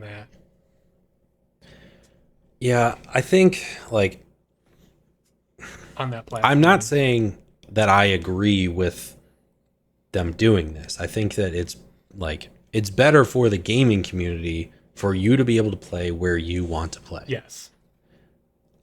I do, however, understand why they're doing it, which is it's going to make them more money Yeah, to money. have That's all. everybody buying, like, they can only buy these games, which are generally pretty good games. Like, Yeah, and Sony exclusives usually are, like, you know, most of the time are some of the best games that come out. No, they're like, big regardless of sellers. studio, Yeah. they're big sellers. Um, so they're gonna want, like, you, if you want to play these like very high quality games, you have to do it on our platform. But are they Um, setting themselves up for the exact same situation that Xbox is in right now? That they're no, let's see, how do I want to word this? That everybody wanted a PlayStation because that's where you could play the most games on. You know, you could get all your PlayStation exclusives. A lot of things only came to like PlayStation and Switch. Mm-hmm. If Xbox has this capability to play Xbox games and PC games, like I feel like PlayStation is at a loss for not having their titles on that platform. Kind of like how Xbox has had their, you know, studios have their games released on PlayStation. No, Yeah, I mean, I think where the way that I see it is where Xbox has kind of failed in recent years is they stopped focusing on the quality of their games and focused more on the quantity of games on their system. yeah, Like, yes, you can play almost anything on an Xbox, and you can play Xbox basically anywhere. It was their entire ad campaign that was like everything is an Xbox. yeah, yeah, But if you don't have like games that people really want to play that they can only play on Xbox, what's stopping them from getting a PC and yeah, just saying like I don't need an Xbox? Like that's why do I care about that? I can create my own Xbox that also does everything else. Like with PlayStation, you know, it's never been about the amount of games. It's always been about we have the games that are are going to be good quality. yeah, Like the exclusives on PlayStation, they just started doing PC ports like back in 2020 or something. yeah, And like they didn't I don't think they really even had to like it probably was actually a like a bad idea business wise for them to ever open up the like putting ports on other consoles because they have such a good track record with their exclusive games. mm-hmm. So I think it was probably like I think they're going off of a like miscalculation that like putting their games everywhere else is gonna like was gonna be beneficial to them, and I think they're going back on that and they're saying like nope, actually we were right before. We like our games should stay here and like you should only be able to play them on this system. Yeah. And I, again, I don't want to say that that's right. That's very much like a business decision. It's not for the yeah, betterment of gaming as a whole. Um, but that's what, makes the most sense to me as to why they would go back to like exclusivity. yeah. They are. We're definitely in a transformational stage Mm-hmm. of the gaming industry. I mean, with the prevalence of AI anymore, and we see all these Mm-hmm. studios close, and you know, we've talked about it before. How we both think that the game industry is going to start looking different. You're going to see less quality games come out, Mm-hmm. like with lesser, more often, is what I'm trying to Yeah. say. Um, so I don't know. I think that Sony is just trying to really double down and say, yeah, you love our games. This is the only place you can play them, and you have to Yeah. buy our console, and you have to buy our new console. Yeah. um, you can't get it anywhere else. And I would love to see like the numbers, but I'm sure the majority of households like only have an Xbox or a PS5. You know, I Yeah. doubt there's too many people that have both. I'm Oh sure yeah. there's because I mean I'm not one of them. I don't know. Do you have an Xbox? I have an Xbox One that that probably hasn't been turned on in like a year. So I mean, I have a PlayStation, a Switch, PC, but yeah, I would say there's not a lot of people that have more than one console. So if you can rope them in with, hey, you remember Horizon? You remember The Last of Us? You remember God of Hmm. War? This is the only place you can play those now. Yeah. So I think it, like I said, I don't, or like you had said, we don't like it. I don't like it, but it kind of makes sense, Yeah. unfortunately. Yeah. The only other thing that I would like, I not in defense of Sony, but more just in defense of their studios, uh, is it's got to be pretty difficult to port specifically to PC Yeah. because everyone's PC is vastly different. Yeah, that's the hard Like, part with PC ports. yeah, because like a PlayStation, if you're doing a PlayStation game, there's two versions of that. There's the Yeah. PS5 and then the PS5 Pro that maybe is just a slightly enhanced version. Like with PC, there is you know, a like infinite number of possibilities of like what like type of hardware people have to work with, like Yeah. how they tweak it to affect certain things. Like I know nothing about making games, but that aspect of it has to be crazy when you've just built it initially to run on one thing. Yeah. From the ground up. You Yeah. know, like I'm sure porting Horizon or God of War was not it was not Oh easy yeah. since it was just built for PlayStation. Yeah. I'm sure That's that took probably time. why it took, several years after those games released, because there was, you know, so it was there was so much that they had to adjust or like account for just Yeah. based on different specs that everybody has. Yep. Well, it sucks, but Yep. such is the world we live in now. Um, let's move on to a big one Yeah. that I was genuinely surprised by this Hmm. news that Phil Spencer and Sarah Bond are leaving Xbox. Yep. Phil Spencer's been in Xbox for like as long as we've been alive. I don't know about Sarah. Um, we just started seeing her on showcases like in the last few years, I think. But Phil Spencer's been a big talking head for Xbox for a really long time, and for him to leave is, Yeah. I don't know, that was genuinely surprising to me. I would Yeah. imagine I would imagine the company is not going in a direction he wants it to. Yeah. I imagine he does not quite care for. Oh God. I imagine he does not quite care for the way Xbox looks right now, Hmm.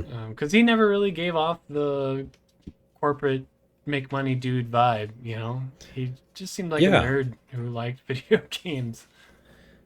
Yeah, that's always been something with me. It's like, even though I've never like outside of the 360, like I was never a huge like Xbox person. Um Mm-hmm. like I've always just in general gravitated towards PlayStation and PlayStation exclusives and stuff. I've always I've never disliked Phil Spencer.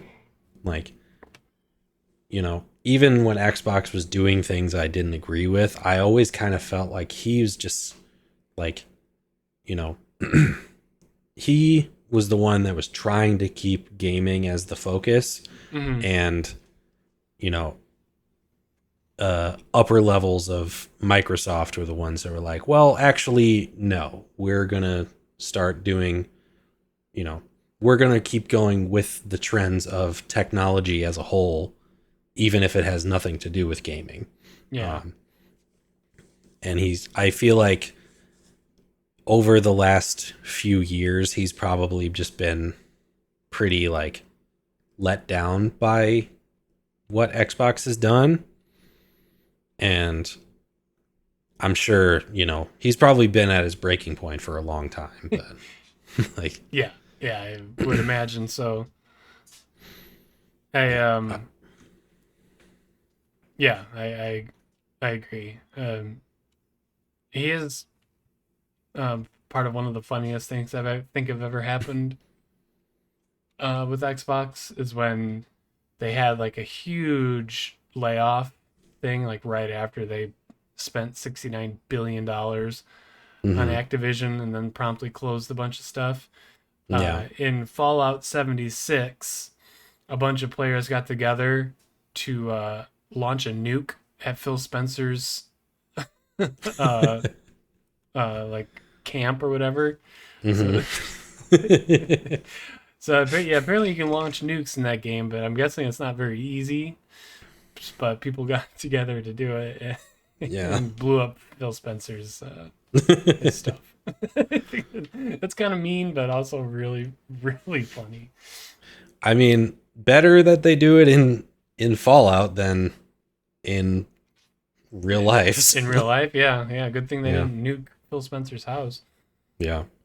No, like yeah, it's gonna be interesting to see where the gaming industry is in 5 years, dude.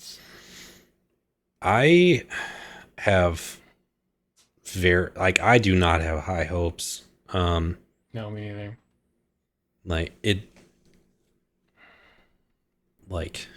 I kind of forget, and I have to remind myself that these, the top 3 gaming platforms are owned by mega corporations. God, these cats are going to be the enemy. I thought he was falling on top of me.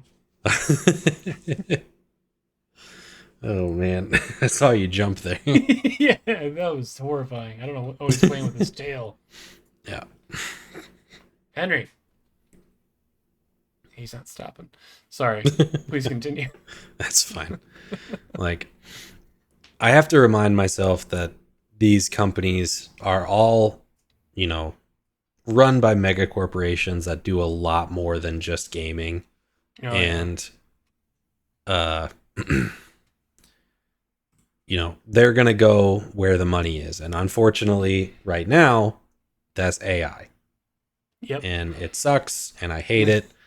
And eventually it's going to make it so gaming is going to be seen not as an art form anymore, but as just another form of profit or money another makers. Way to utilize AI. Yep. And that is only made more prevalent by the fact that the new CEO of Microsoft Gaming was or is currently the president of Microsoft's Core AI. So I would say that's not good. Yeah. It's not good. I have no idea if she has gaming experience. I don't think so. She probably plays as much video games as Chris Pratt does. She's been stomping Koopas. Yeah. I still think about that sometimes. Oh, I do too. Why would you not just say Goombas? That's just he was like... Why'd you even let him talk? Yeah, say he's in the movie and move on. Yeah. But no, I don't think she has any professional experience in the gaming industry.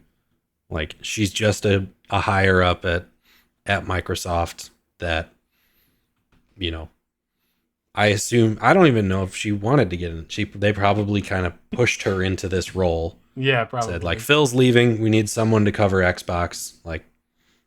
Asha, get in there. Get in there, Asha. Please get down. Anyway, would you like to move on? Yeah, let's get into something less depressing. Okay. let's talk about some big releases that are coming out this year. Yeah. I made this list a while ago, Mm-hmm. so a lot of these games are already out. Resident Evil 9 will come out on February 27th. Oh wow! Almost I a bet that month one's gonna be ago. fun. Yeah, almost a damn month ago. Yeah. We've kind of already talked about Resident Evil. Yeah. Greedfall, The Dying World. Um, I was convinced this was gonna do pretty well, because I think the first Greedfall was a pretty cool game. Mm-hmm. I never finished it, but what I did play was pretty cool. Yeah. But this had, as far as I can tell, zero marketing.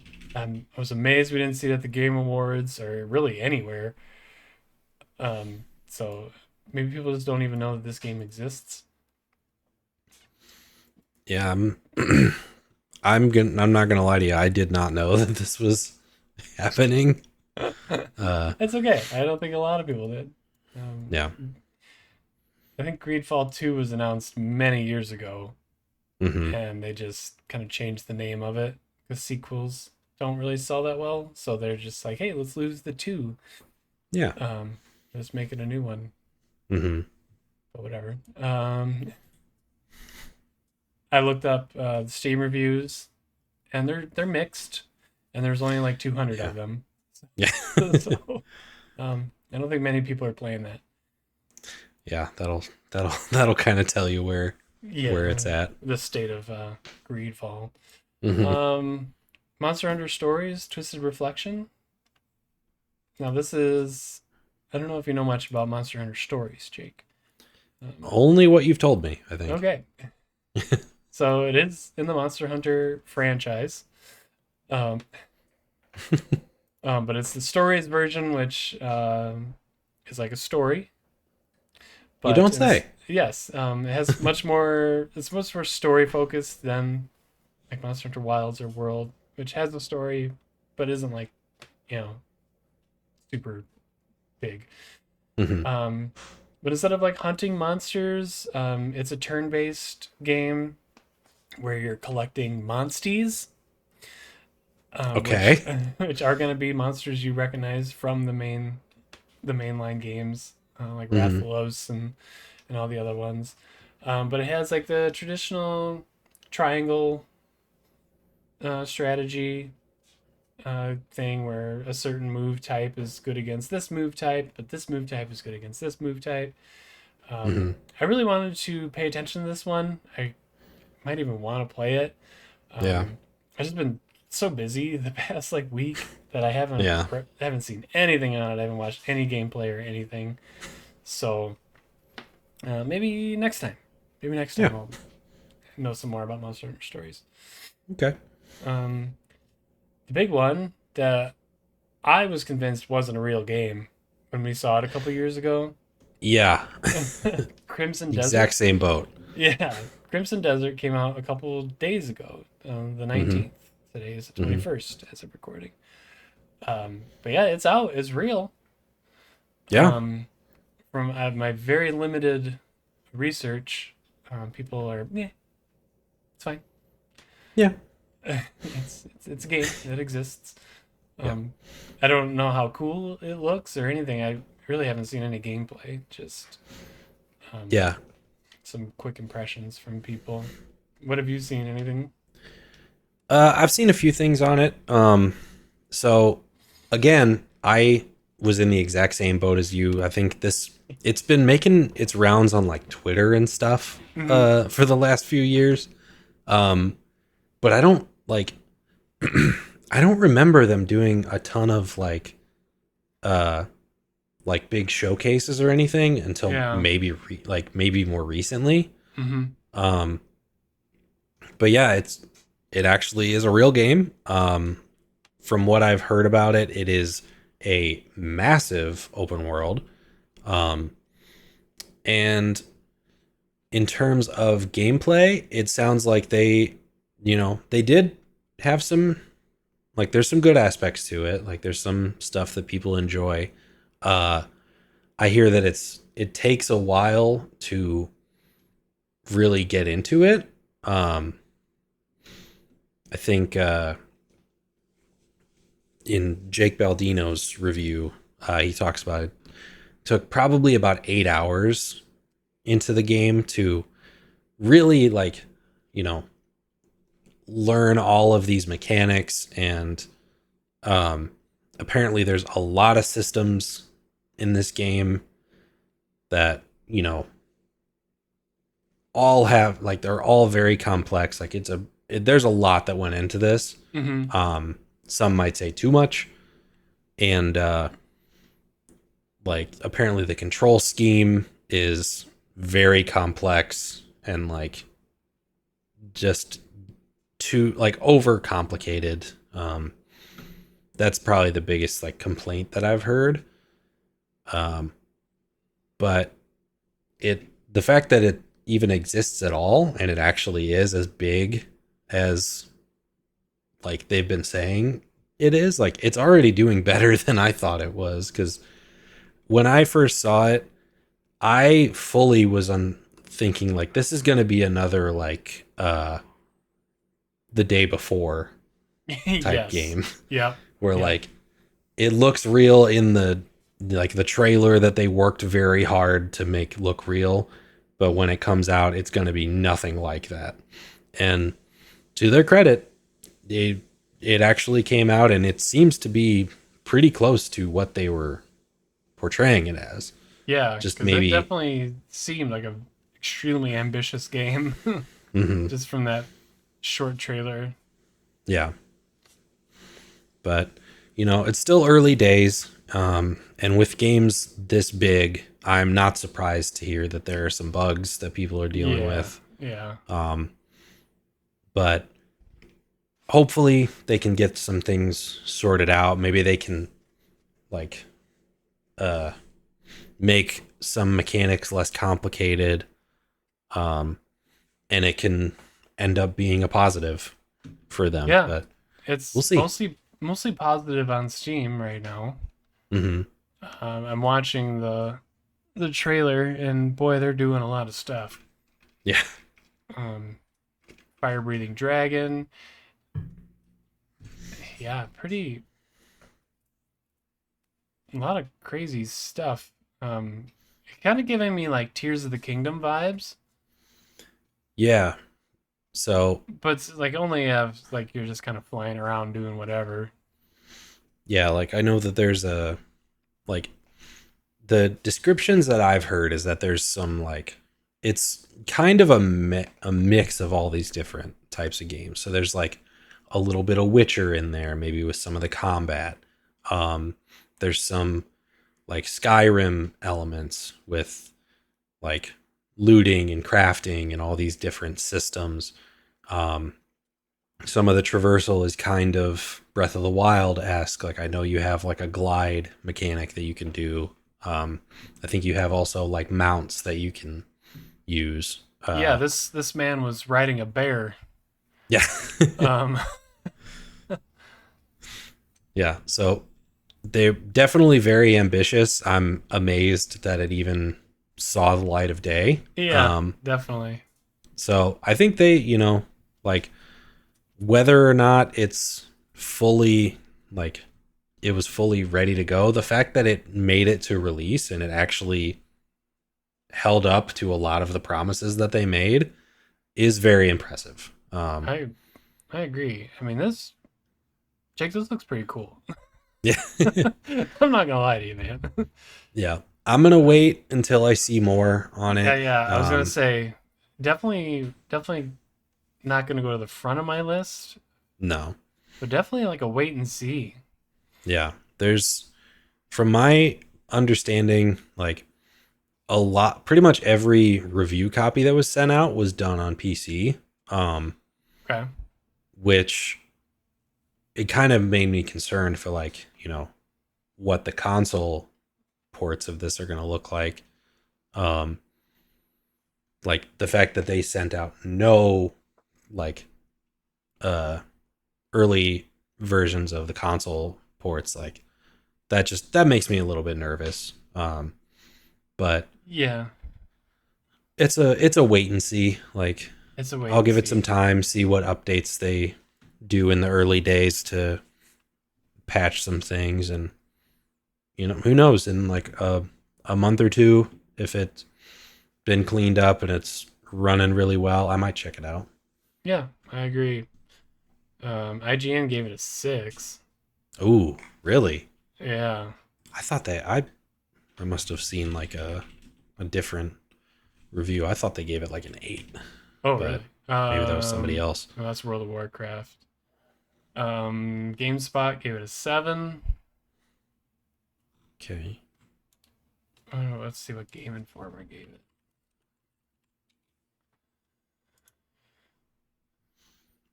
I like the tagline on IGN's reviews. This extremely ambitious open world adventure swings wildly from incredibly cool to gobsmackingly infuriating.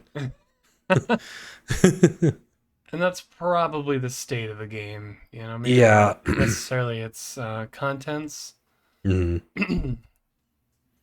But I don't know. I didn't read the review. Game Informer gave it a 7. Mm-hmm.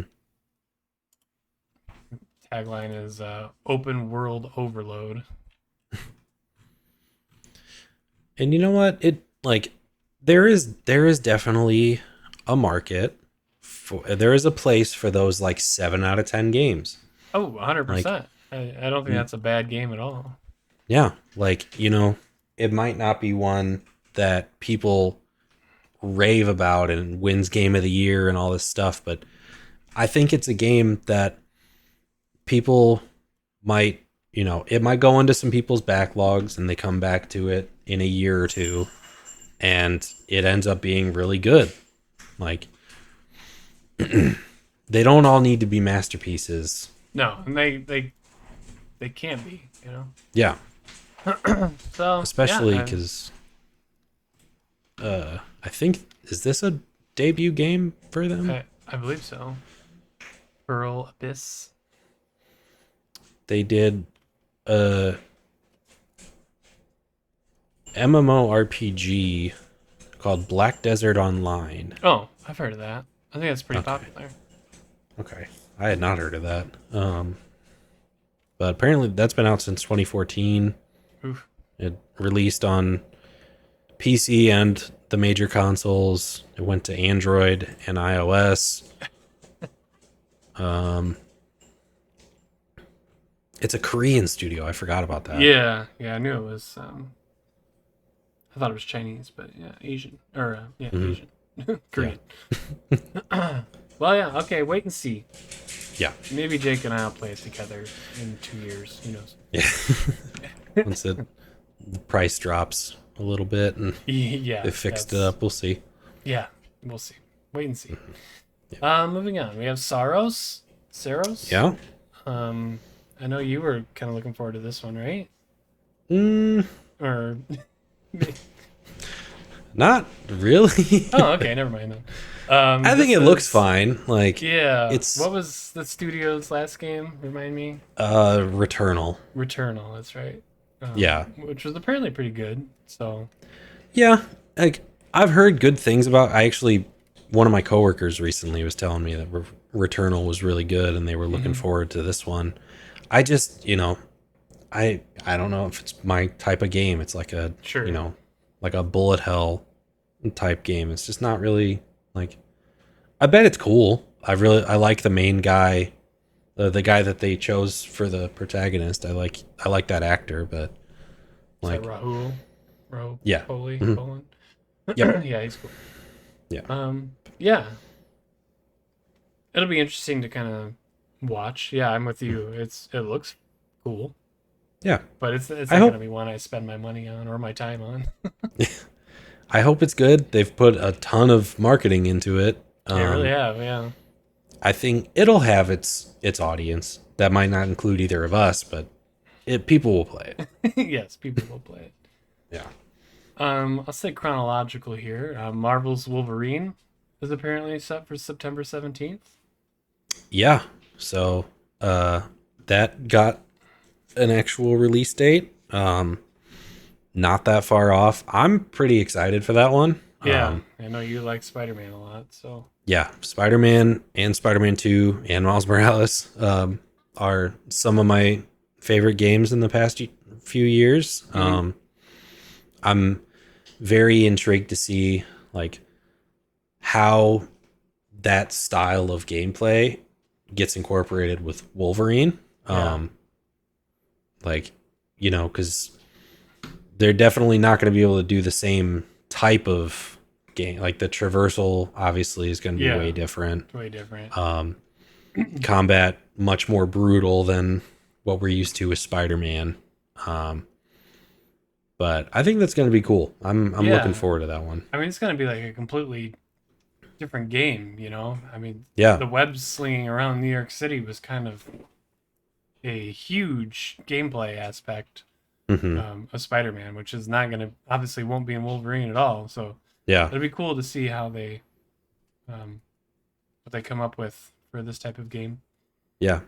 Well, after the recent Spider-Man games, I have tremendous faith in Insomniac. I think like they have done such a good job with that series. So I have very high hopes for this one. I agree. Yeah. Okay, you might have heard of this one, Jake. GTA 6. GTA. That's ring a bell. Yeah, Grand Theft Auto 6. Yeah. That's what that stands for. Mildly familiar with it, sure. Yes. You remember GTA 5 that we played in high school? Yeah. That people are still playing today. Yep. It's been re-released on the last 3 generations of consoles. Yeah. But yeah, that's I look at that as like a, you know, that's like a fairy tale. Like it's not something that I ever thought would actually exist. I'm still not fully convinced that it's real.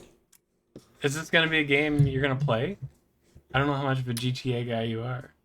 Yeah, absolutely. Okay. I've played, like, in some aspect, I have played almost every Grand Theft Auto game, and Red Dead, or at least Redemption and Redemption 2. But GTA 5 was the first GTA game that I ever finished. I actually played through it twice. I played through it when it came out on 360, and then when I got a PS4, I played all the way through it again. So I've definitely gotten more of an appreciation for GTA in, you know, the more recent titles, and especially Red Dead 2. You know, would easily make it into probably my top 10 games of all time. Oh, okay. Like, just that story is phenomenal, and like the amount of detail they put in to their worlds. And with this one being in development for 13 years or however long it's been, like, I definitely I'm excited for this one. Lately I've been seeing a lot of, there's a YouTuber I follow, I think his name's Bisley Channel. But he does a lot of like kind of lore deep dives on the GTA and Red Dead games, where he'll kind of go into like, you know, different like little side quests, or like not even quests necessarily, but just like people that you can meet out in the world, that have like full backstories that are not at all a part of the base story of the game, that I would say most players will never come across.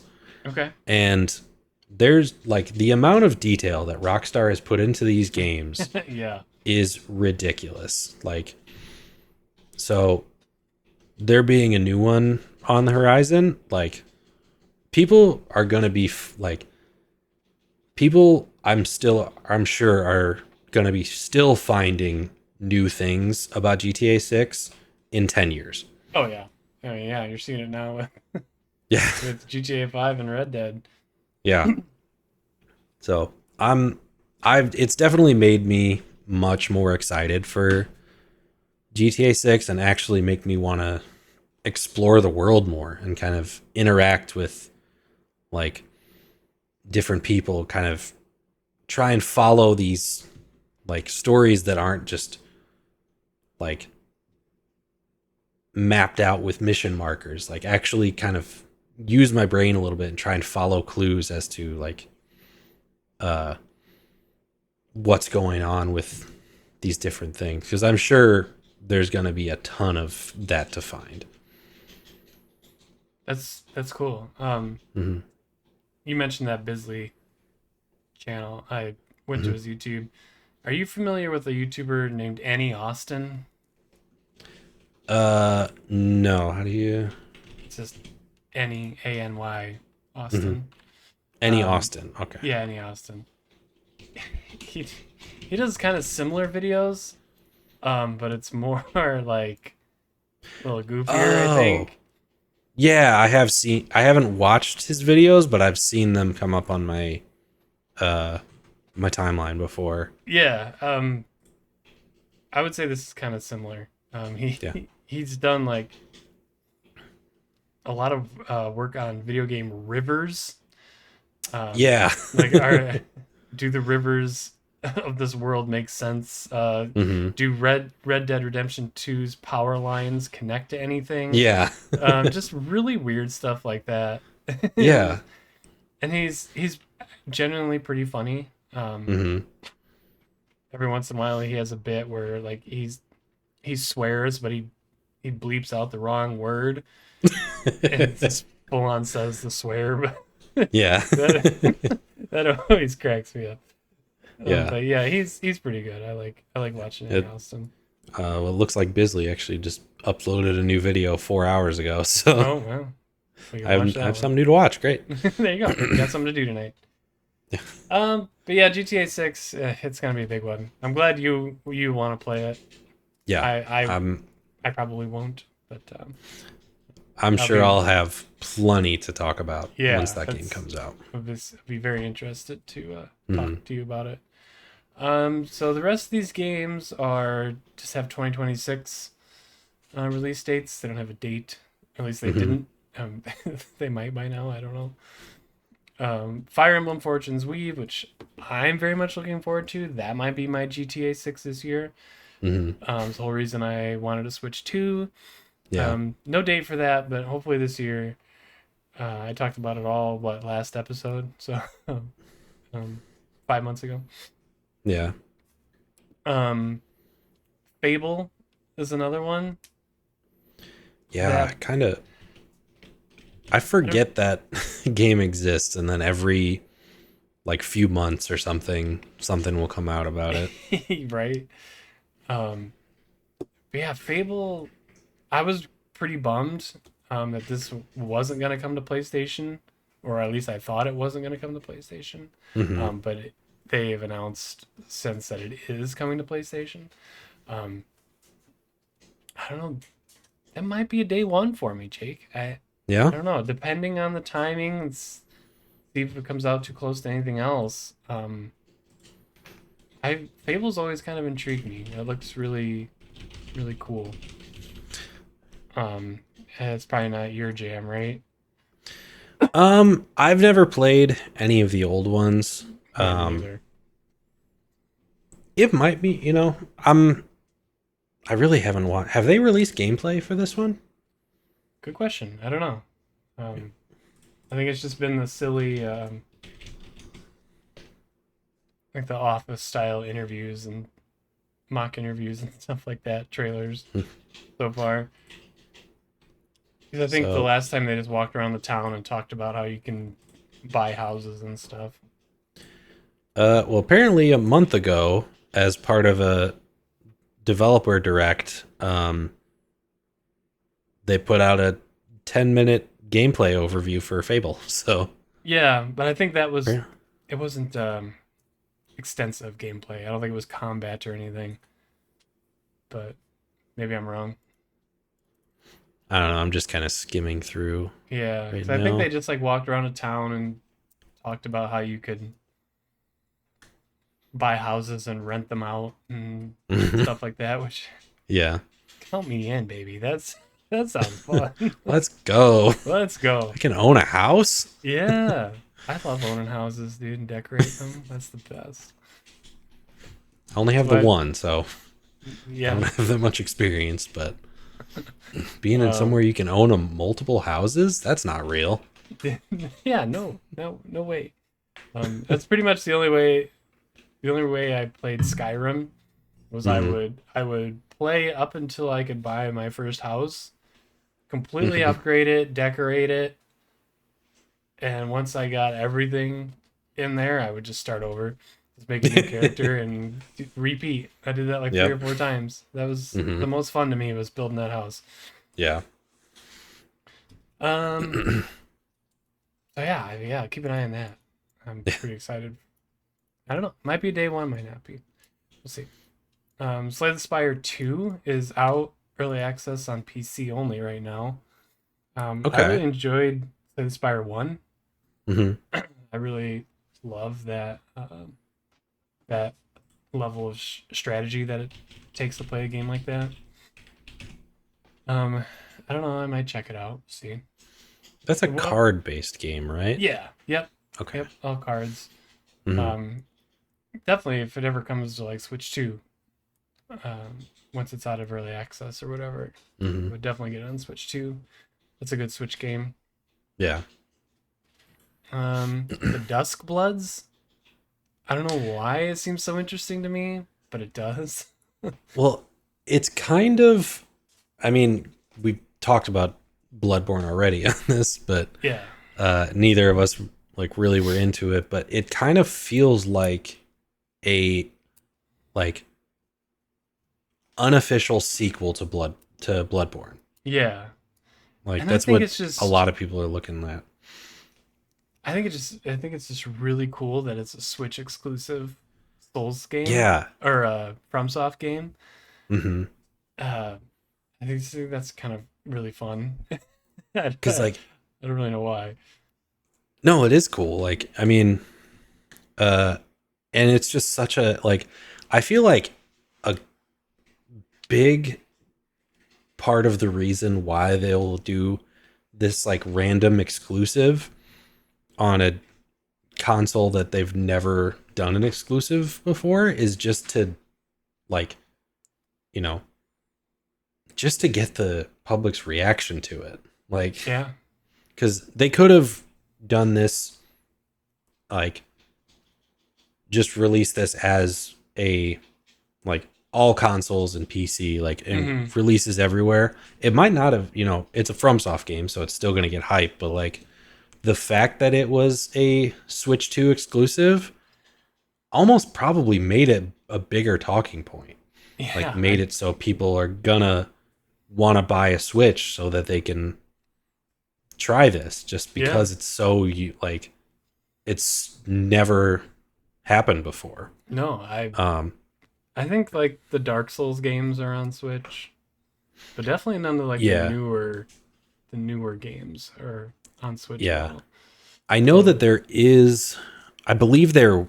I don't know if it's already come out or if they were still working on it, but there's going to be an Elden Ring port for Switch 2. mm, It might already be out. I just remember when they announced the Switch 2, that was part of it. yeah, you're right. I Um, don't remember. but yeah, like this, I don't know. I think part of the reason that it's so like exciting for everybody is the fact that it's a Switch exclusive. Like, Yeah, I agree. Um, yeah, I don't think it's out yet. oh, the Elden Ring one. Yes, yeah, Okay, yeah. So they're probably still working on that one. That's gonna be. I mean, they've already shown that the Switch 2 can handle like much more expansive games than the original Switch could. Like definitely. the fact Yeah, that Cyberpunk is on there. yeah, Um, so I'm sure it'll be able to do Elden Ring, no problem. But yeah, that one's still probably going to take some time to optimize for Switch. agreed. But yeah, that might be worth checking out. Yeah, I'm pretty sure it's multiplayer too, Jake. So yeah. we could, I think I remember seeing like co-op something in it. yeah, that might be fun to play together. Yeah. We're playing everything together now, Jake. Sorry. Hope every night is free for you from here on out because we're playing. Yeah, we are playing everything. Next up, we had Kenna's Scars of Cosmora. It's pronounced Kana. Thank you very much. Oh, excuse me, Kana Scars of Cosmora. I do apologize. Yeah. This was at the PlayStation State of Play, right?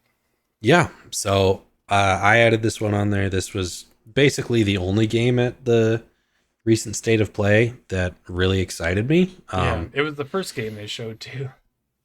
Yeah, it was the opener for that show. Yep.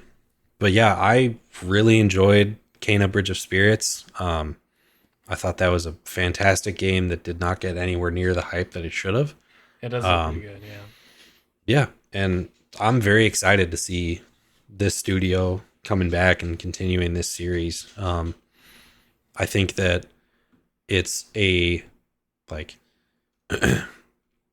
for one, their games are beautiful. I mean, the first one literally looked like a Pixar film that had Dark Souls combat in it. But this one, it looks like they, have just taken that same concept, but just expanded on everything. So you have a rideable companion with you now, and the world is bigger, and you have more skills that you can work with now. Obviously, it still looks incredible. Mm-hmm. I don't really have a specific reason for why I'm so excited for it. It's just I was so intrigued by the first game, and I'm just excited to get more of that. Yeah, I agree. It does look really good. Mm-hmm. When I was getting tired of Monster Hunter, I'd seen the trailer for this one, and it looked really good. Mm-hmm. And I had almost gotten Kana Bridge of Spirits. Just to be able to try this one out. But I went with Resident Evil instead. So, yeah. Okay. But yeah, it does look really good. I'm excited for you to play it. And maybe it would definitely be something I would try at some point. It does look pretty cool. Yeah. I've been debating going back and playing through Bridge of Spirits again. Because this is supposedly out this year. They didn't give it a date, but they just said 2026. And with them just announcing it, their initial announcement being that it's within the year, I would hope that means that it's pretty close to being ready. Yeah, I would think so. Well, we'll play that together too. Don't worry. We'll play. I don't know if it has co-op, but we'll play. We'll figure it out. Time. Okay. This next one, the Pokemon Winds and Waves, Gen 10, baby. Yeah. So this one was kind of funny. Really quick. I would get. Go ahead. Sorry. Okay. I would get YouTube short recommendations of Pokemon, and it would say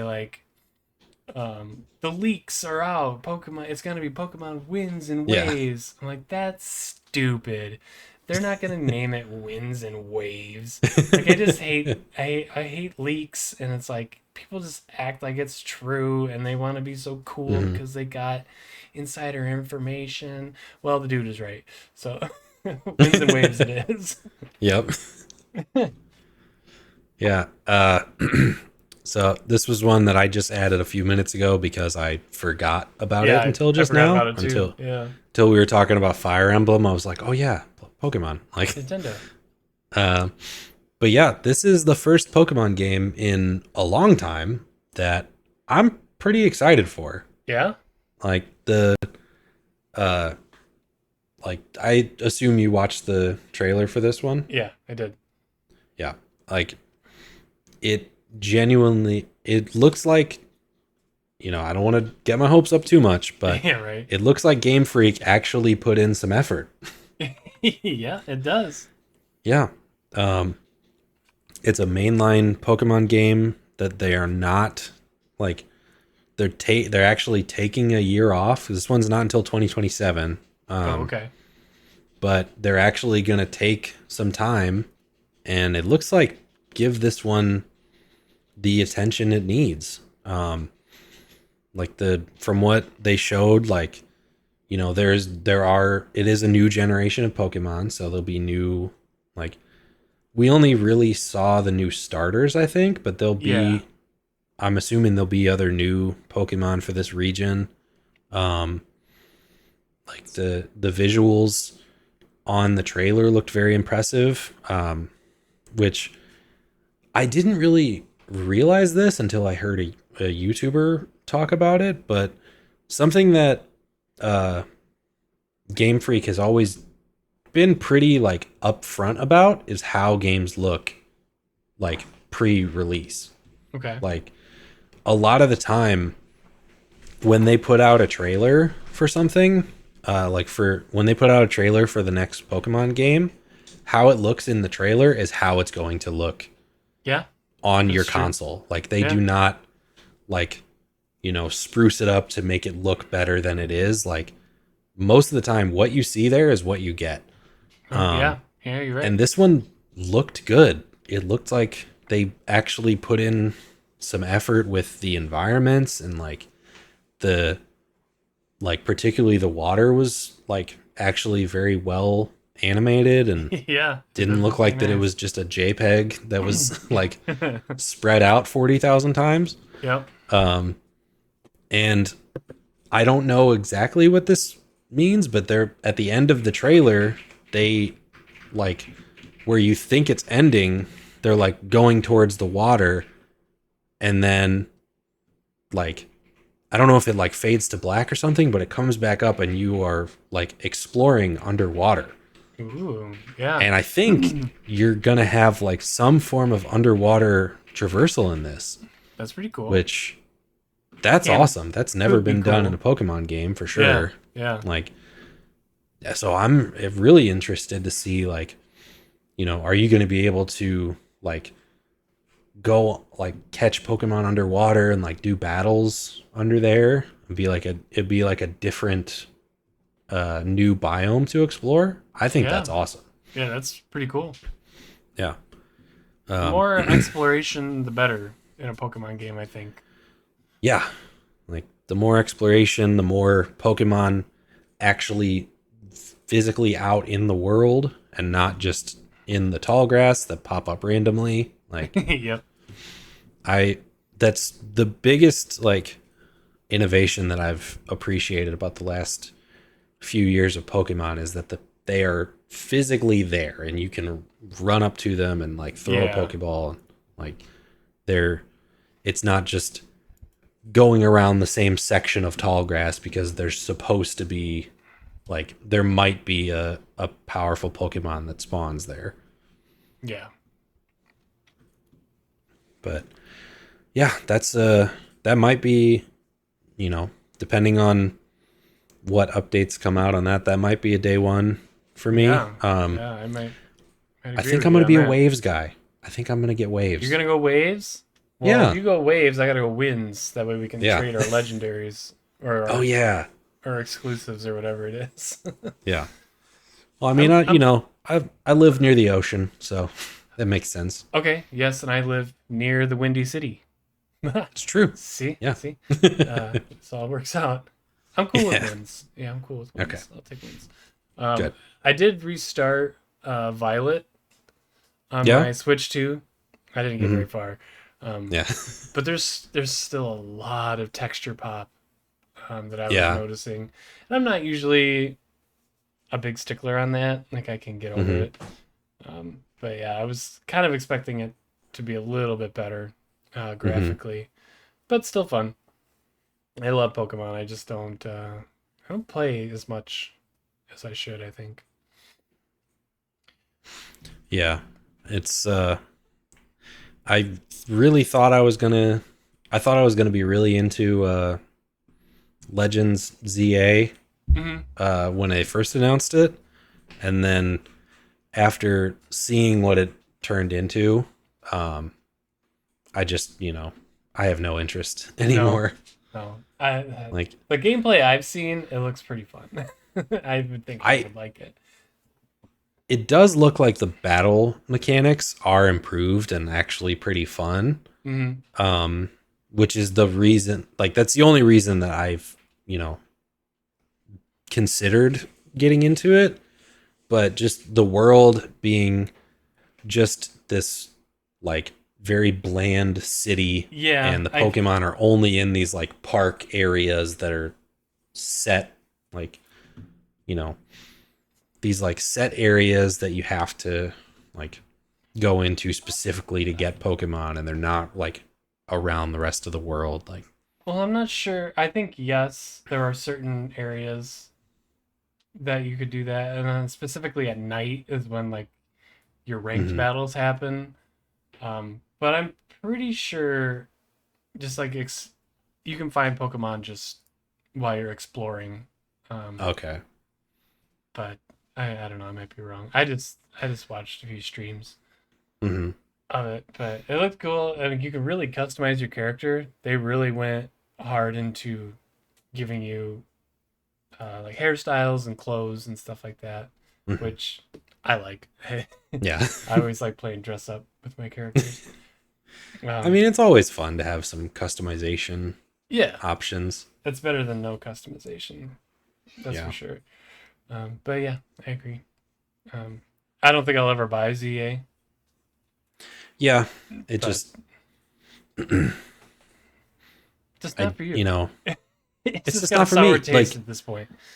yeah, like Arceus was actually, I really enjoyed what I played of it. It wasn't Mhm. perfect, but it improved on a lot of things that I think Pokemon had been kind of lacking for a long time. Yeah. Uh, but with ZA, I don't feel the same. I feel like they had the opportunity to really expand on things and make a really interesting game, and they just, like, they did some of that, but they didn't do as much as they could have, and it just made me less interested in it. I get it. I understand. Yeah. It's okay. Mm-hmm. You don't have to like every game that comes out, Jake. You just don't. But I Even if want the to, internet, though. even if the internet tells you that you should, you Yeah. you just don't have to. Mm-hmm. Totally fine. Well, Jake, that's been a 2.5 hour pod. That's a good reunion, I think. That's a yeah. That's a solid uh return pod after a few Return. months. I agree. Um, yeah, I mean, I don't know. I don't know when we'll get back together. Yeah. Hopefully, it will not be 5 months again. Yeah. I would certainly hope not. But yeah, we will try to get back as quickly as we can. Yeah. We love doing this. It's always fun. Yeah. I just, even if there's not like news that's, currently happening to talk about, I just like, talking about games, talking about Yeah. what we've been playing, what we're excited to play. Yeah. I did want to ask you actually, because I Yeah. believe we both got a Switch 2. Mm-hmm. The only actual Switch 2 game that I've gotten is Mario Kart World. Okay. But I believe you got Donkey Kong, did you I not? did. Yeah, I did. I wanted to ask you how you felt about that. I'll tell you more when I play it. Okay. um, I've I've definitely done like the intro area. Mm-hmm. Yeah. I don't know. I probably played it less than an hour.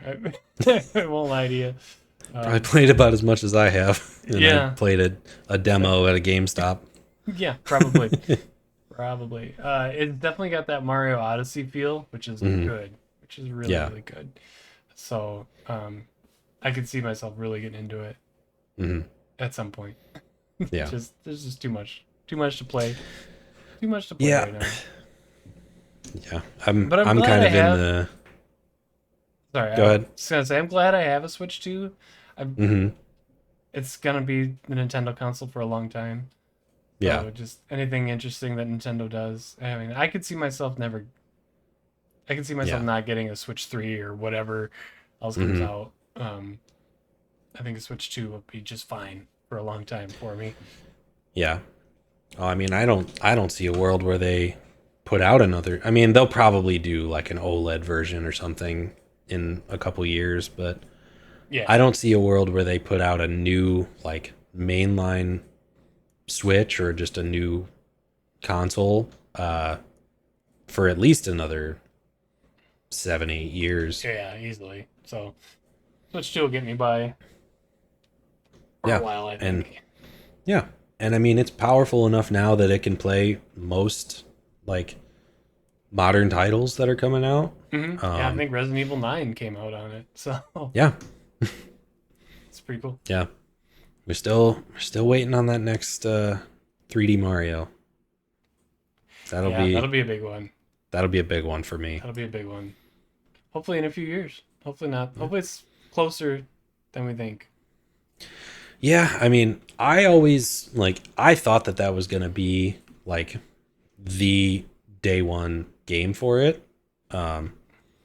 Which obviously, Mario Kart being the release title, like that makes just as much sense. Like, Yeah, I was, equally as excited to play that. So, and I have enjoyed quite a bit of that. I've played through every cup multiple times now. Oh, that's cool.